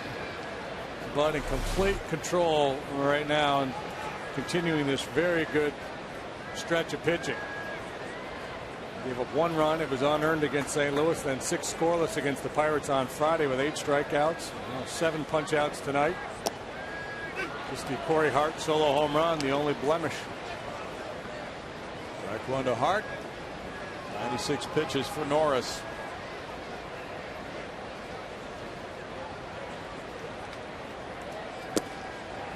That's in for strike 2. A little change piece there. And see, I think the use of that pitch, especially the 3rd time through the order, could really make Bud incrementally better. Absolutely.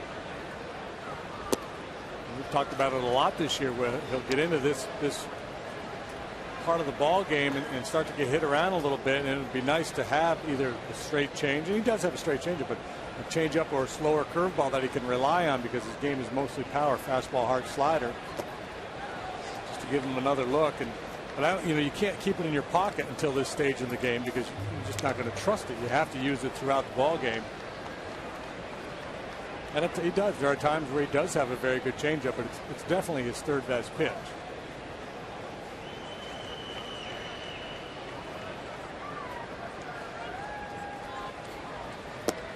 Swing and a miss, and he gets strikeout number 8. In the middle of the 6th inning, the Astros lead the Brewers 7-1.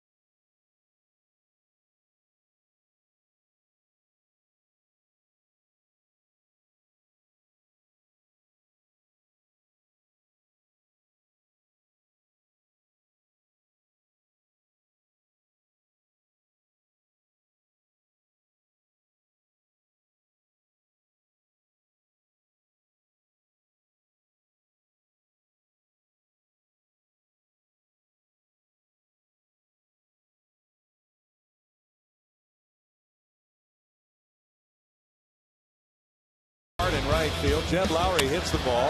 Hart running over toward the corner. Had his glove on it, couldn't hold it. And it was ruled an error by Corey Hart, his first of the year. And that was during the Astros' 3-run third inning. Hart in right field now in the home 6th inning with Jason Castro leading it off. Norris on deck, Schaefer to follow. Vinny Chalk threw 3 called third strikes in the 5th inning. Castro walked and scored in the 4th. He's 0 for 1. And there's ball 1. Washington defeated Pittsburgh 7-4. Gio Gonzalez goes to 5-1 with a 2.22 ERA. He beats Eric Bedard. Bedard's 2-5. Henry Rodriguez got his 9th save. Popped up. That's into left center field, and Ryan Braun comes in for it. 1 out. So the Nats looking good. They're 23-14. They got homers from Desmond, LaRoche, and Nady. Pitch, pitch, pitch. That's all they do is pitch. Oh, they do that so well. I was reading about Steven Strasburg today and the innings limit he's going to have on him. But Norris singled and scored and put down a sac bunt. General Manager Mike Rizzo is not telling people what figure he has in mind for the innings limit on Strasburg. But some people think it'll be around 160. And on the current pace, I love those stories. On this pace, such and such will happen. He'll run out of innings about September 1. Well, if they're in a pennant race, they're going to have to rethink that. It's going to be very interesting.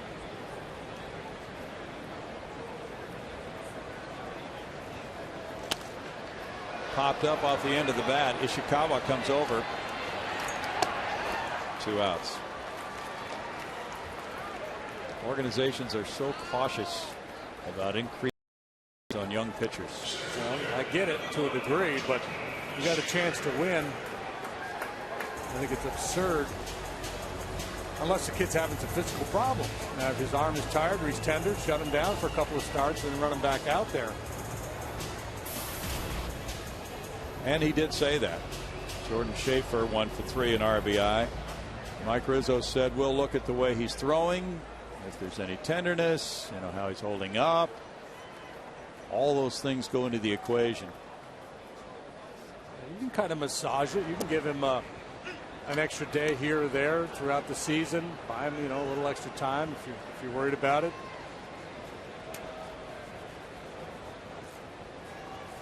Well, the Texas Rangers are doing that this week. They're giving Derek Holland a little extra time. Up the middle, and a liner speared by his Taurus. Looked like a hit for Schaefer, but instead it's out number 3. And after 6, it's 7-1 Astros.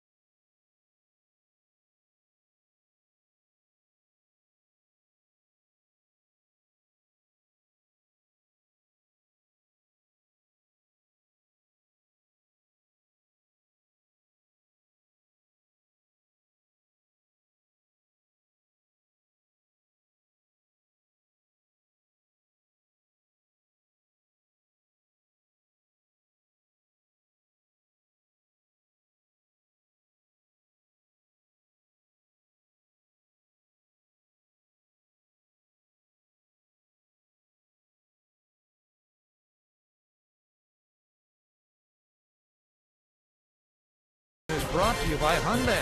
New Hyundai owners are talking about their cars in the booth. by AT&T, rethink possible, and by Brake Check.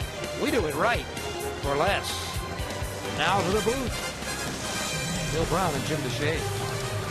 Right into Jeff Bagwell-Smith. There is Paul Bykowski, who directs a lot of our games on Astros television. Enjoying a rare night off. Hill Thornell at the controls. No, Adam Hinsdale is at the controls tonight. Wrong again. But it's nice to have three guys all do a good job. George Kottaras leads it off in the seventh inning. He is 0 for 2. There's strike one. Paul sits down there and stands saying things like, ready one, go one. Ready two, go two. Take two. That's director speak. Do you think if we went down to the truck, we would have any clue what's going on down there? No, there was a bird in the truck yesterday flying around. 2 balls and a strike for Bud Norris. Well, we should show people what goes on in the truck. It'd be kind of fun. Yep. A good thing to do in a 7-1 ball game. I agree. We should get a camera down there right now. Truck cam. Fly ball out to left center. Schaefer legging it back. He hits the warning track and has room for out number 1. Tim Dillard's warming up for the Brewers. Right behind where Schaefer caught that fly ball.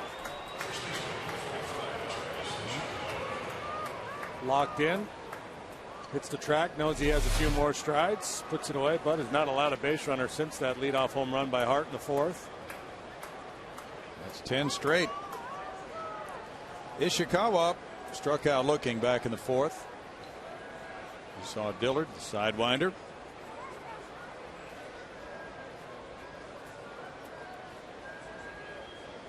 Ishikawa's 28, drafted by the Giants in 2002. Last year he did not play in the big leagues. He was at Fresno. He had a shoulder injury. 105 pitches for Bud. Travis was born in Seattle. Played for a state 4A championship team in Washington.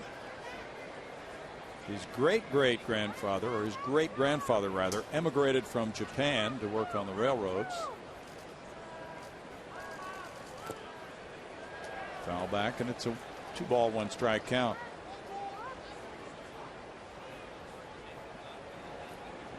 You know, guys can find themselves into a situation like this. Ishikawa with the Brewers, first year with this organization, hasn't been in the big leagues in a couple of years now, and he might wind up with 400 at bats. This might be the year he really puts it all together.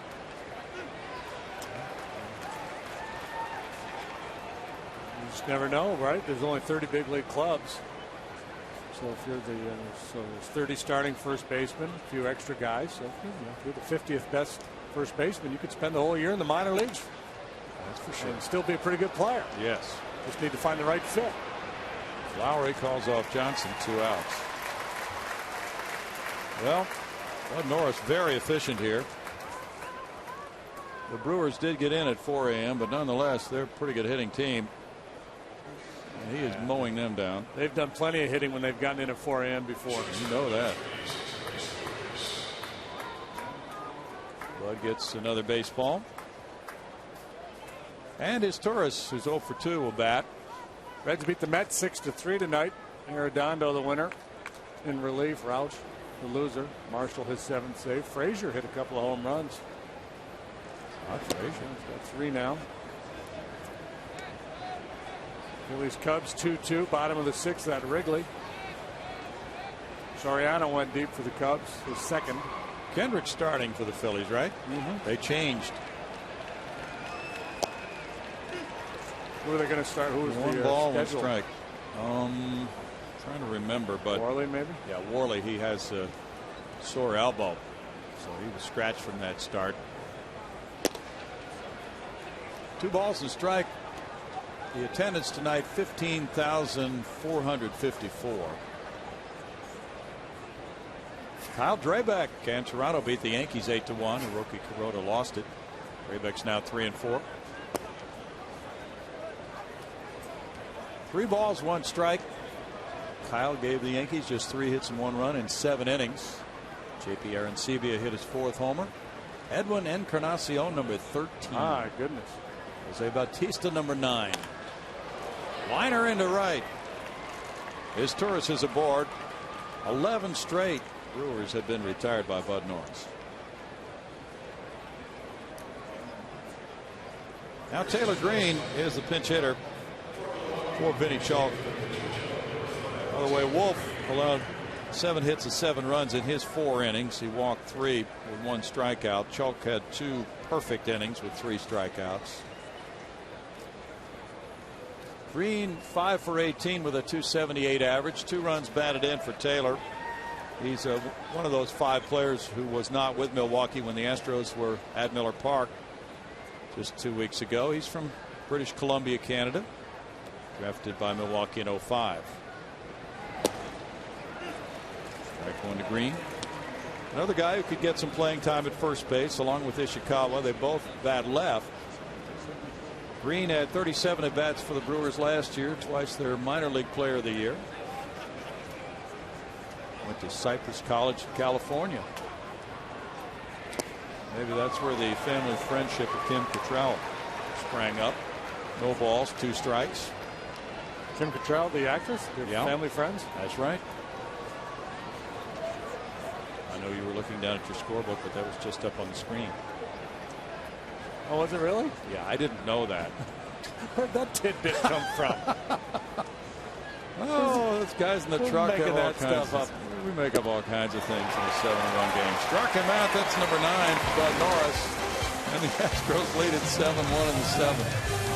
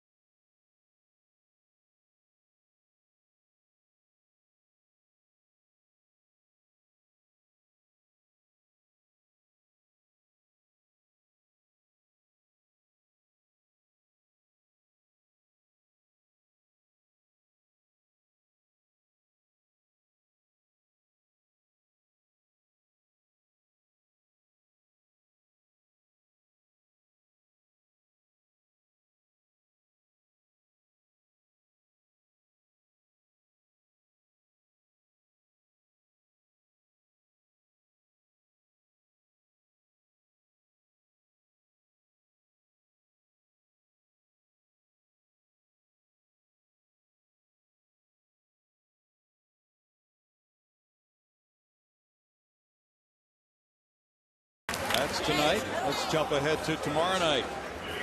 Starting pitchers are presented by Chevron. Very brief 2-game series. It'll drive right by you. Sean Markham, 2-1 with a 3.07 ERA versus Jay Happ, 2-3 with a 5.72. 6:30 airtime on FS Houston for Astros Live tomorrow night.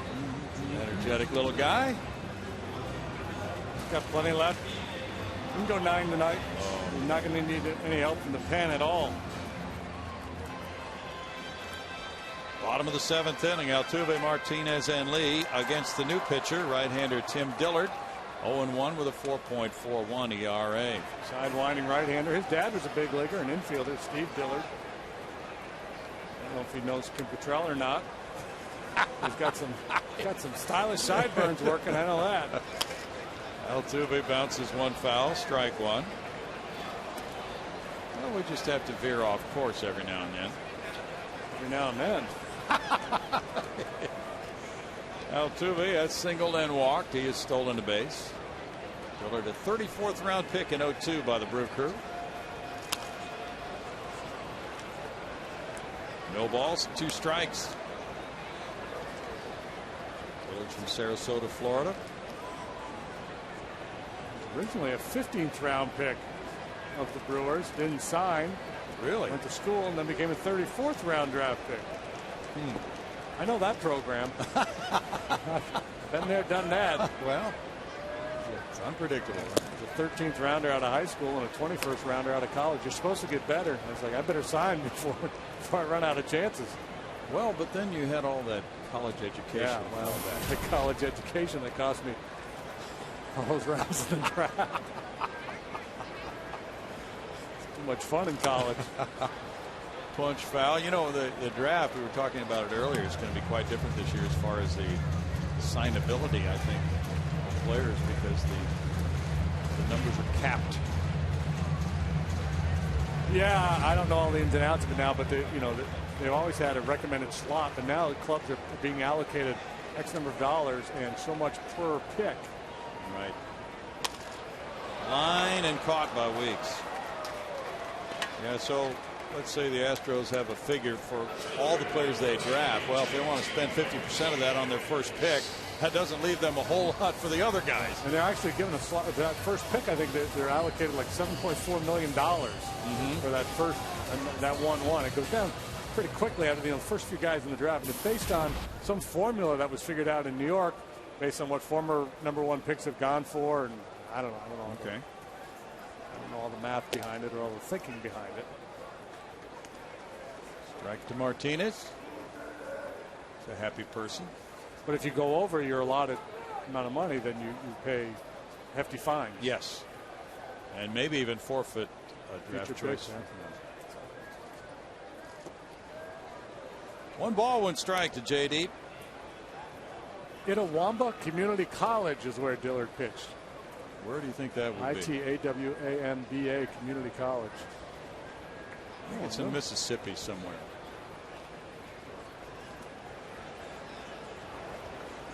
That's a guess. Yes, it is. That's amazing, Brownie. Nobody knows that. Carlos almost got drilled by that foul ball. Main campus is in Fulton, Mississippi, with a branch in Tupelo. Whoa! Fire in the hole. Ugly finder. Look out. Not much reaction time there. Carlos has moved over by the dugout now. Into a place where he's more likely to get hit than he was before. Fouled out of play. Yes, he is. Now, he wouldn't be allowed to stand directly behind the umpire, right? No. Disconcerting for the pitcher. Yeah. He has to stay somewhere in the general vicinity of the on-deck circle, but he's not close. It's not something the umpire would police in this kind of a game. 2 balls, 2 strikes. Advantage game for him being over there. The manager wouldn't have a problem with it. The only guys that are probably upset about it are the guys that are trying to watch the game from the Astros dugout that can't see around them. And there might be about 4 of those. Punched up the right field line. Hart comes over and he slides. Good play by Hart. 2 outs. Had that misplay earlier in the ball game, but he's a good outfielder. Time for a look at our Brown hand center. Great hands of the game. Gutierrez, and then the diving stop by Lee, robbing Gutierrez on to Norris. Back in the 4th inning, that was right after the Hart homer, and then it began a string of 11 straight retired by Norris. Now Lee looks at ball 1. Carlos with 2 hits tonight. 2 runs batted in. His batting average has continued to climb, even though he's been waiting for that next home run for a while now. There you go. That could be it. A lot of lift on this one to left center field. He ripped it. Home run number 3, a long time in coming. And it's 8-1 Astros. He's just been, he hasn't had many pitches middle in to swing at. That's what he's been waiting for. fell down taking a big swing in Pittsburgh the other night trying to turn on a ball, guessing he was guessing fastball and got a breaking ball. And finally got something he could turn on a little bit. 69 at bats. April 22nd. He was patient and continued to hit the ball the other way. Had that base hit earlier tonight with the bases loaded where he just punched it up the middle to get 2 home and then got rewarded with one big swing of the bat right there. Last home run before that one was April 22nd against Billingsley of the Dodgers here. Jed Lowry, the batter, 1 for 3. Strike to Lowry. 8 runs on 8 hits for the Astros. They had scored 16 runs in the last 9 games prior to this one. The drought has been broken by Carlos. 0-2. The Astros coming into this game had been out homered by their opponents 40-24. Now each club has hit 1.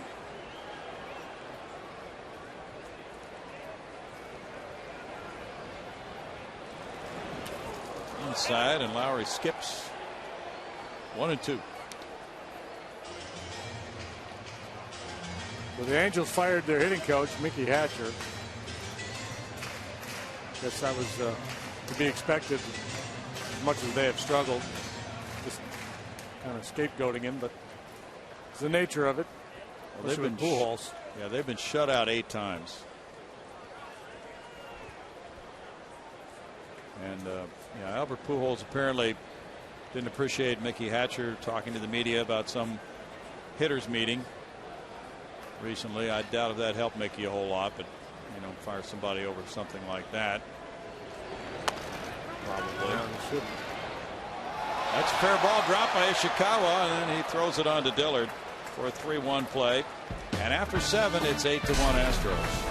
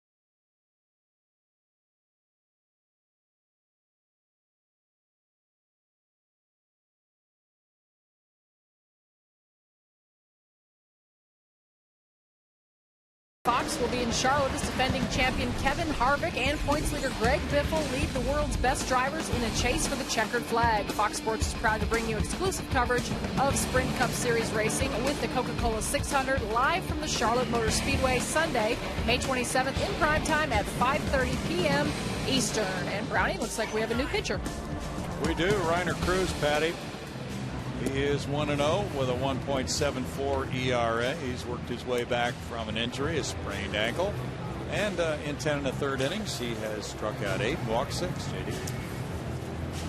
Chance for Reiner Cruz to get a little work here. And Bud Norris, another outstanding start. Boy, he's on quite a roll.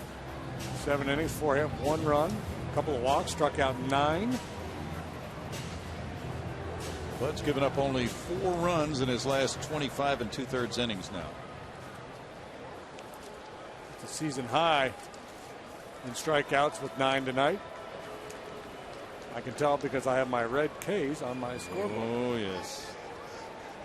A superior method of scoring. Nigel Morgan leads it off in the 8th. Rolls out to Altuve's right. One pitch, one out for Reiner Cruz, who last worked on Saturday in Pittsburgh, 2/3 of an inning, giving up no hits, no runs.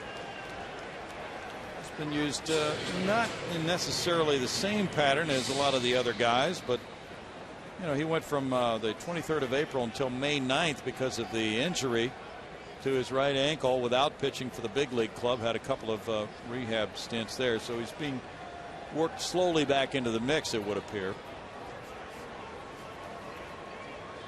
Ricky Weeks is 0 for 3.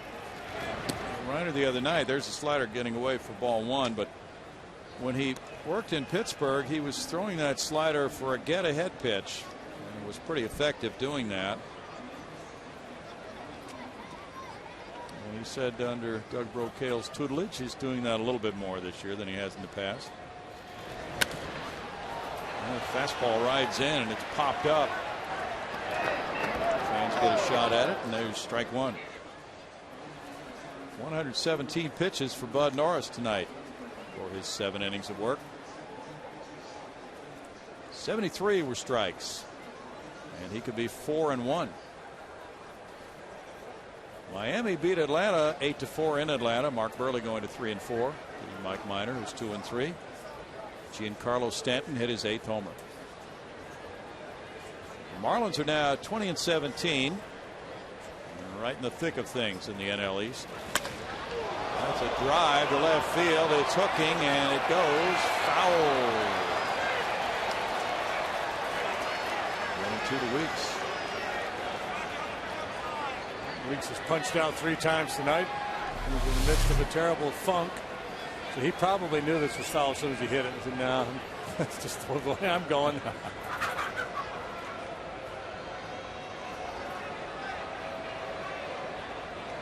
But he got every bit of it, boy. Sure did. Took a left turn. Slider away. 2-2.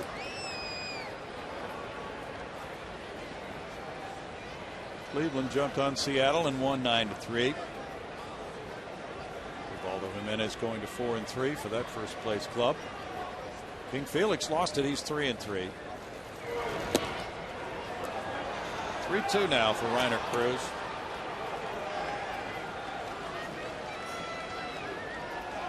Kind of pitches with a low arm angle, and it lends itself to a slider that's not going to have a lot of tilt to it. It's going to be more of an east to west breaking pitch. If you get on top of it, it'll have a little more downward tilt.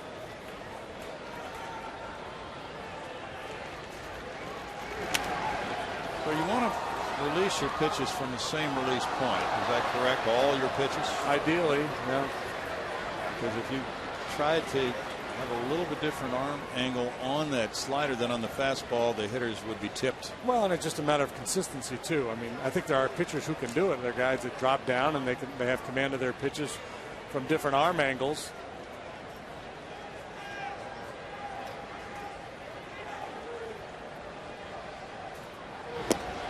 I think it's more about, and that's the 4th strikeout for Weeks tonight. Just got beat by a blistering fastball, a cruise missile. Throws it right by him. I think it's more about consistency in the delivery for the purpose of the pitcher having command of his stuff. I don't know that hitters can, you know, if your arm angle is just, if your release point is just a little bit off from pitch to pitch, that a hitter's really going to do a whole lot with that information. Ricky Weeks doesn't look like a sombrero guy, but if he should so choose, he could go into any Western store and be fitted for a golden sombrero. Ryan Braun has a single and a walk tonight. There's strike 1 to him. White Sox and Angels scoreless, top of the 2nd inning. There's a sombrero. There's that a sombrero. Now that is a good-looking sombrero. Rarely does the mustache go beyond the limits of the sombrero. That almost never happens. We'd get Sig to do some analytics on that. Yeah. In the history of this great game, how many guys have had a mustache wider than their sombrero?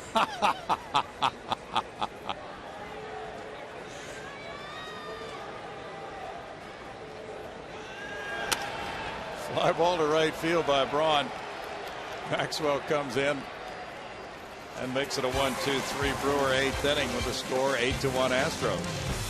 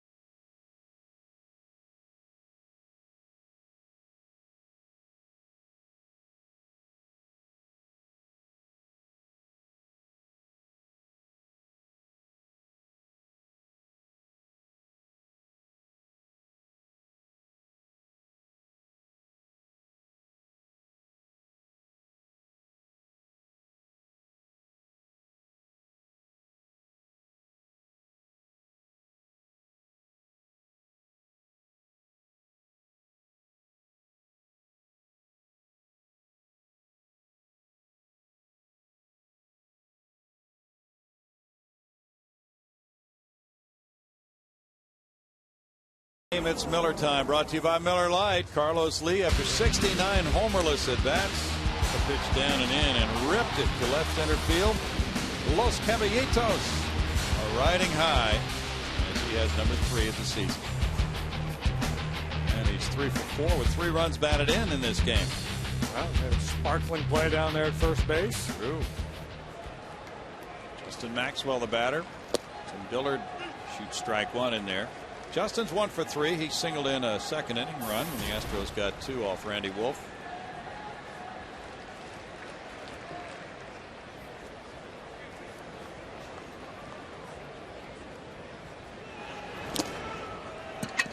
Ball into the mitt, makes it 0-2. In that White Sox Angel game in Anaheim, Gavin Floyd and Jerome Williams are dueling. No score in the second.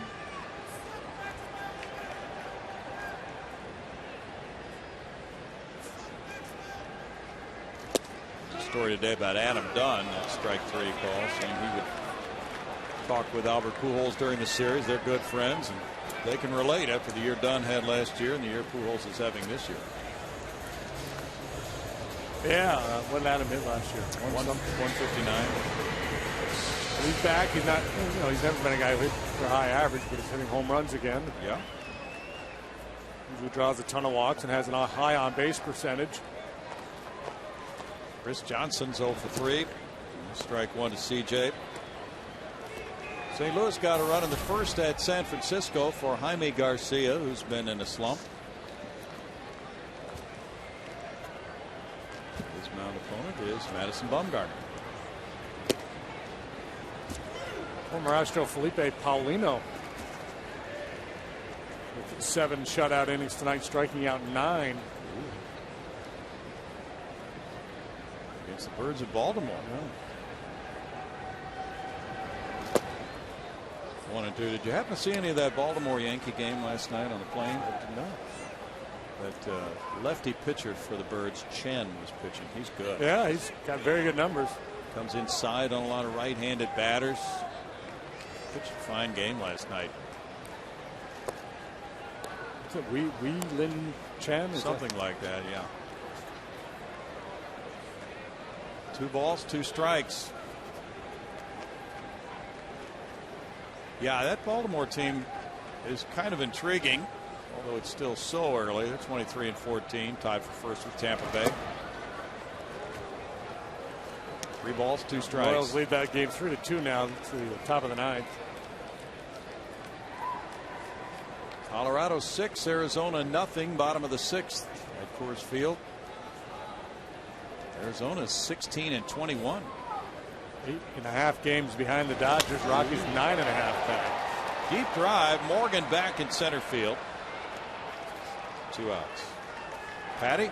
Well, if you're hitting the road, be sure to take the Astros with you this season. Subscribe to MLB.tv today to see every Astros out-of-market game live online and on your favorite devices in HD quality. Visit Astros.com to order and get more details. MLB.tv. Baseball is everywhere, guys.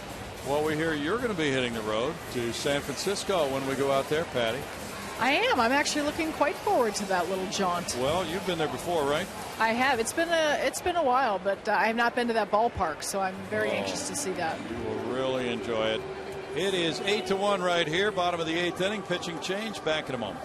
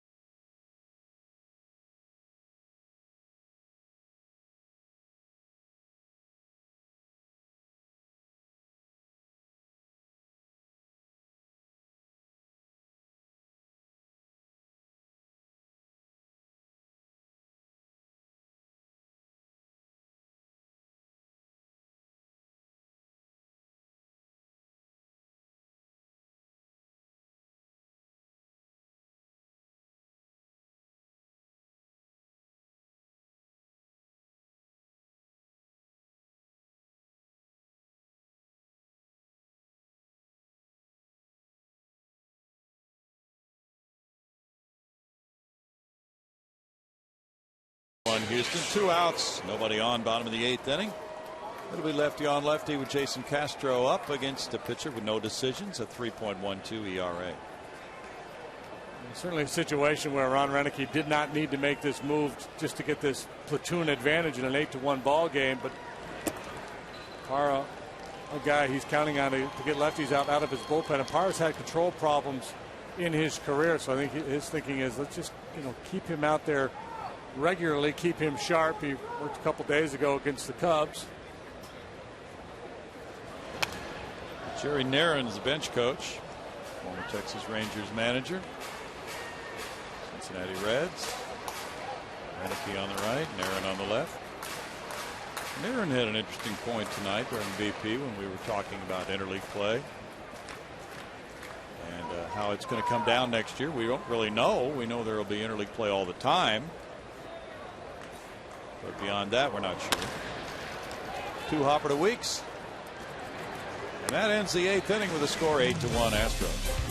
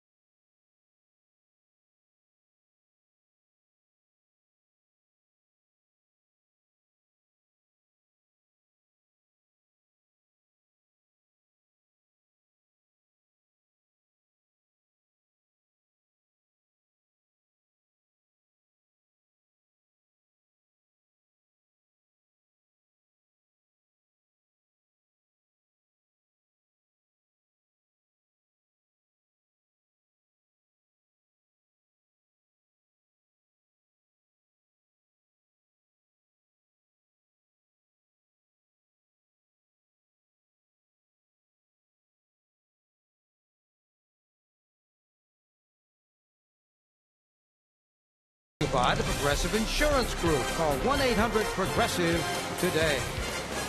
Action moves to the ninth. Bill Brown and Jim Deshaies hope to close it out with an Astros win, guys. Sounds good, Greg. Thanks. And it's 8-1 with Reiner Cruz having had a 1-2-3 eighth inning. Back out there for the ninth. Try to give the other guys in the pen a rest for tomorrow night. It'll be Ramirez, Hart, and Kataris due up for the Brewers. So you're saying about Jerry and Aaron making an interesting point about interleague play. Well, since he managed the Rangers and he knows that American League perspective of a manager, and you can think about it with Ron Washington right now getting ready to come into Houston this weekend, the pitchers are going to have to hit. They haven't done that all year in the American League yet.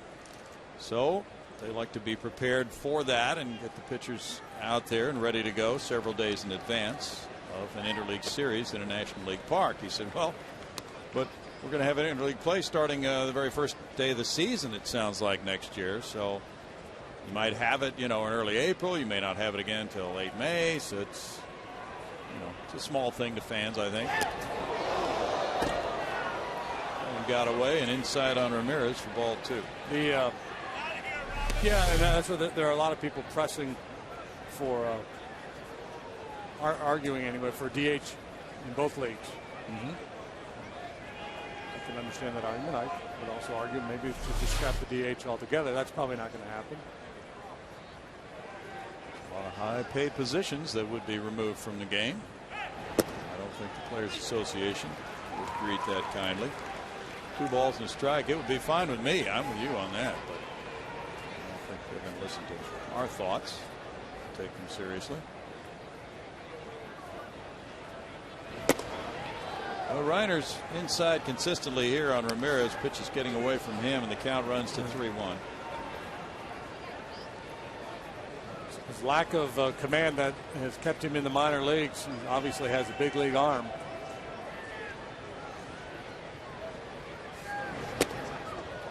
And that's a leadoff walk to Ramirez.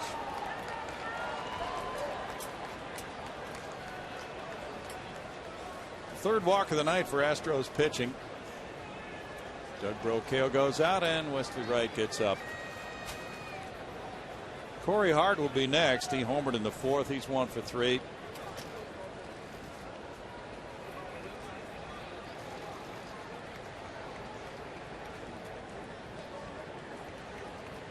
And obviously it's a whole new schedule waiting next year for everybody. Yeah, it's not really a hardship on the American League clubs to have their starting pitchers take a little BP in advance of a series against a National League team.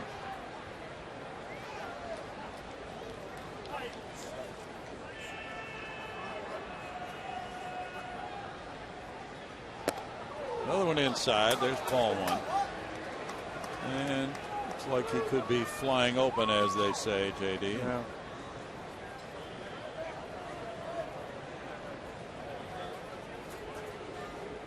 So Doug Brocail will monitor that carefully. In 8 minor league seasons, Reiner has walked 210 men in 341 innings. A walk rate that if he were to approximate that as a big leaguer, he would not be able to survive in the major leagues. So that's the key. And it's exactly the kind of guy you take a flyer on in the Rule 5 draft when you're in the position that the Astros are in. A young rebuilding club. You got a kid that can throw 97 miles an hour. Yeah, he's got some control problems, but if you can fix him, you got a pretty capable reliever on your hands. He made an adjustment there, got it in for strike 1.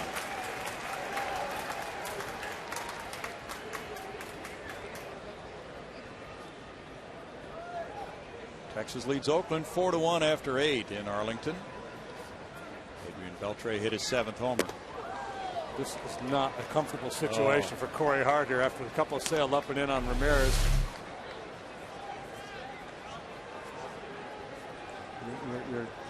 You're not committed in this at bat. It's an 8. If it's a 2-1 game, you kind of battle and you hang in there, but it's 8-1. Self-preservation. Oh, absolutely not a good time for the hitter at all. He takes a walk, and now the Astros are going to have to make a decision pretty quickly here on Reiner Cruz. He has back-to-back walks, and Kataris is coming up, trying to correct that flaw in the delivery. Carlos Lee comes over.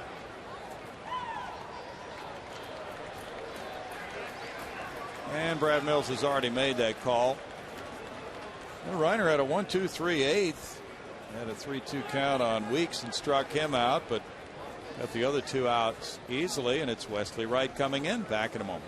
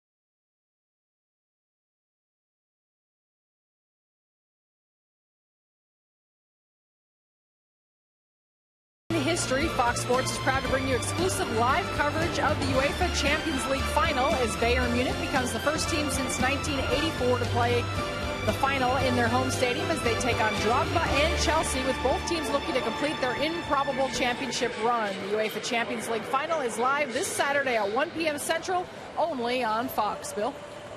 Thanks, Patty. Here's Wesley Wright. In 17 games, he has a 3.12 ERA, 9 strikeouts, 4 walks. He inherits runners at first and second, nobody out. And we get a pinch hitter for Kataris. He is former Astro Edwin Masonette, who has already come up and hit a grand slam for this Brewers club. That was his second major league homer. He hit the first with Houston.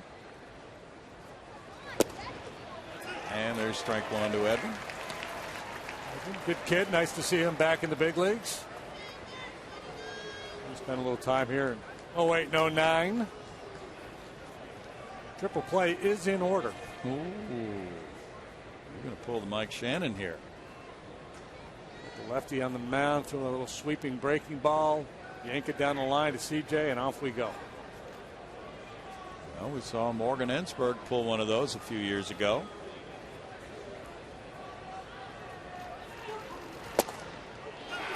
Strike 0-2, and a third baseman in that situation's got to be thinking along those lines. Hey, if the ball's hit to my right and it leads me to the bag, I'm going to step on third and throw to second. Hit sharply, that is. Of course, they're not holding hard on over there at first. He's likely to knock the second baseman into left field. That might not be the best. Fly ball to center, and Jordan Schaefer's there.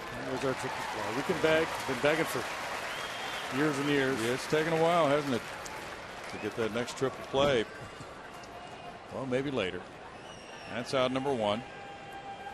And Ishikawa is due up next, but there's going to be another pinch hitter. Jonathan Lucroy, the right-handed hitting catcher, will be hitting for Ishikawa. Earlier you talked about Lucroy with that .330 batting average. He's had 103 at bats with 2 homers, 17 runs batted in, and he's hitting .435 against lefties. Not only that, but he's 2 for 4 with 3 runs batted in, pinch hitting. He's Mr. Everything this year. He's known as a good receiver too. Jay Happ will be up tomorrow night, and he'll be facing Jonathan Lucroy. You know, we kind of cede that that title, best hitting catcher in the National League. Well, there's Buster Posey and Brian McCann, but now with what LaCroix's doing, and we just saw Chooch over there, Carlos Ruiz in Philadelphia. He's tearing it up. It's into the gap in right center field. That goes all the way to the wall. That'll score a couple, and Lucroy has designs on making third base. He's going to get there easily with a 2-run pinch triple for Lucroy. And it's 8-3. He runs pretty well. Sure does. He's just flying around those bags. That's his 3rd triple, JD. I believe he had one in the series against the Astros in Milwaukee. Well, and we were talking to Billy Schroeder, who does Brewers television before the game, and he said that Lucroy's he's hitting everything, and he's hitting the ball all over the field. Left field, right field, in the alleys, down the lines. Those 2 runs charged to Reiner Cruz. Now is Torres the batter. Strike 1 to him. So Cruz in 1 inning allowed no hits, 2 runs with 2 walks, 1 strikeout. 5-run lead for Houston. Wesley Wright trying to get those final 2 outs.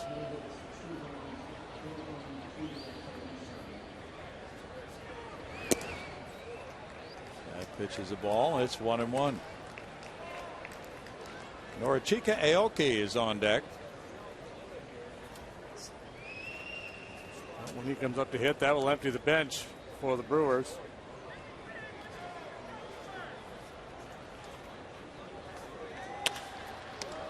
Wright looks the runner back. Takes care of out number 2. And now that last man standing off the bench, Aoki does come up to pinch hit for the pitcher. Batting for Manny Parra, Dillard went 1 2/3 innings. He allowed 1 hit, 1 run with no walks, striking out 1. Parra retired the only man he faced, Castro, on a ground out. Aoki's been in the mix in center field with Nigel Morgan struggling. 255 is his average. That's ball 1 to him. Norichika, 30 years old. Born in Japan. Last year he played for the Tokyo Yakult Swallows. Signed as a free agent in January with the Brewers. Won a batting title in Japan in 2010. Whoa! That was dangerous. He slapped that line drive right over the Brewers dugout into those seats. Just a little late. It's hard to hit the ball that hard and that late. Yes, it is. That takes a he squared that up. He really did. That's skillful. And then hits a 2-hopper out to Altuve for the final out, and the Astros snapped their losing streak. They were 1-4 on the road trip, and they had lost 4 straight. They put this one in the win column, and they're now 11-8 at Minute Maid Park. Happy to be back home, and Carlos Lee got the home run stroke going. They did some hitting early, and they win it. Final score, Astros 8, Brewers 3.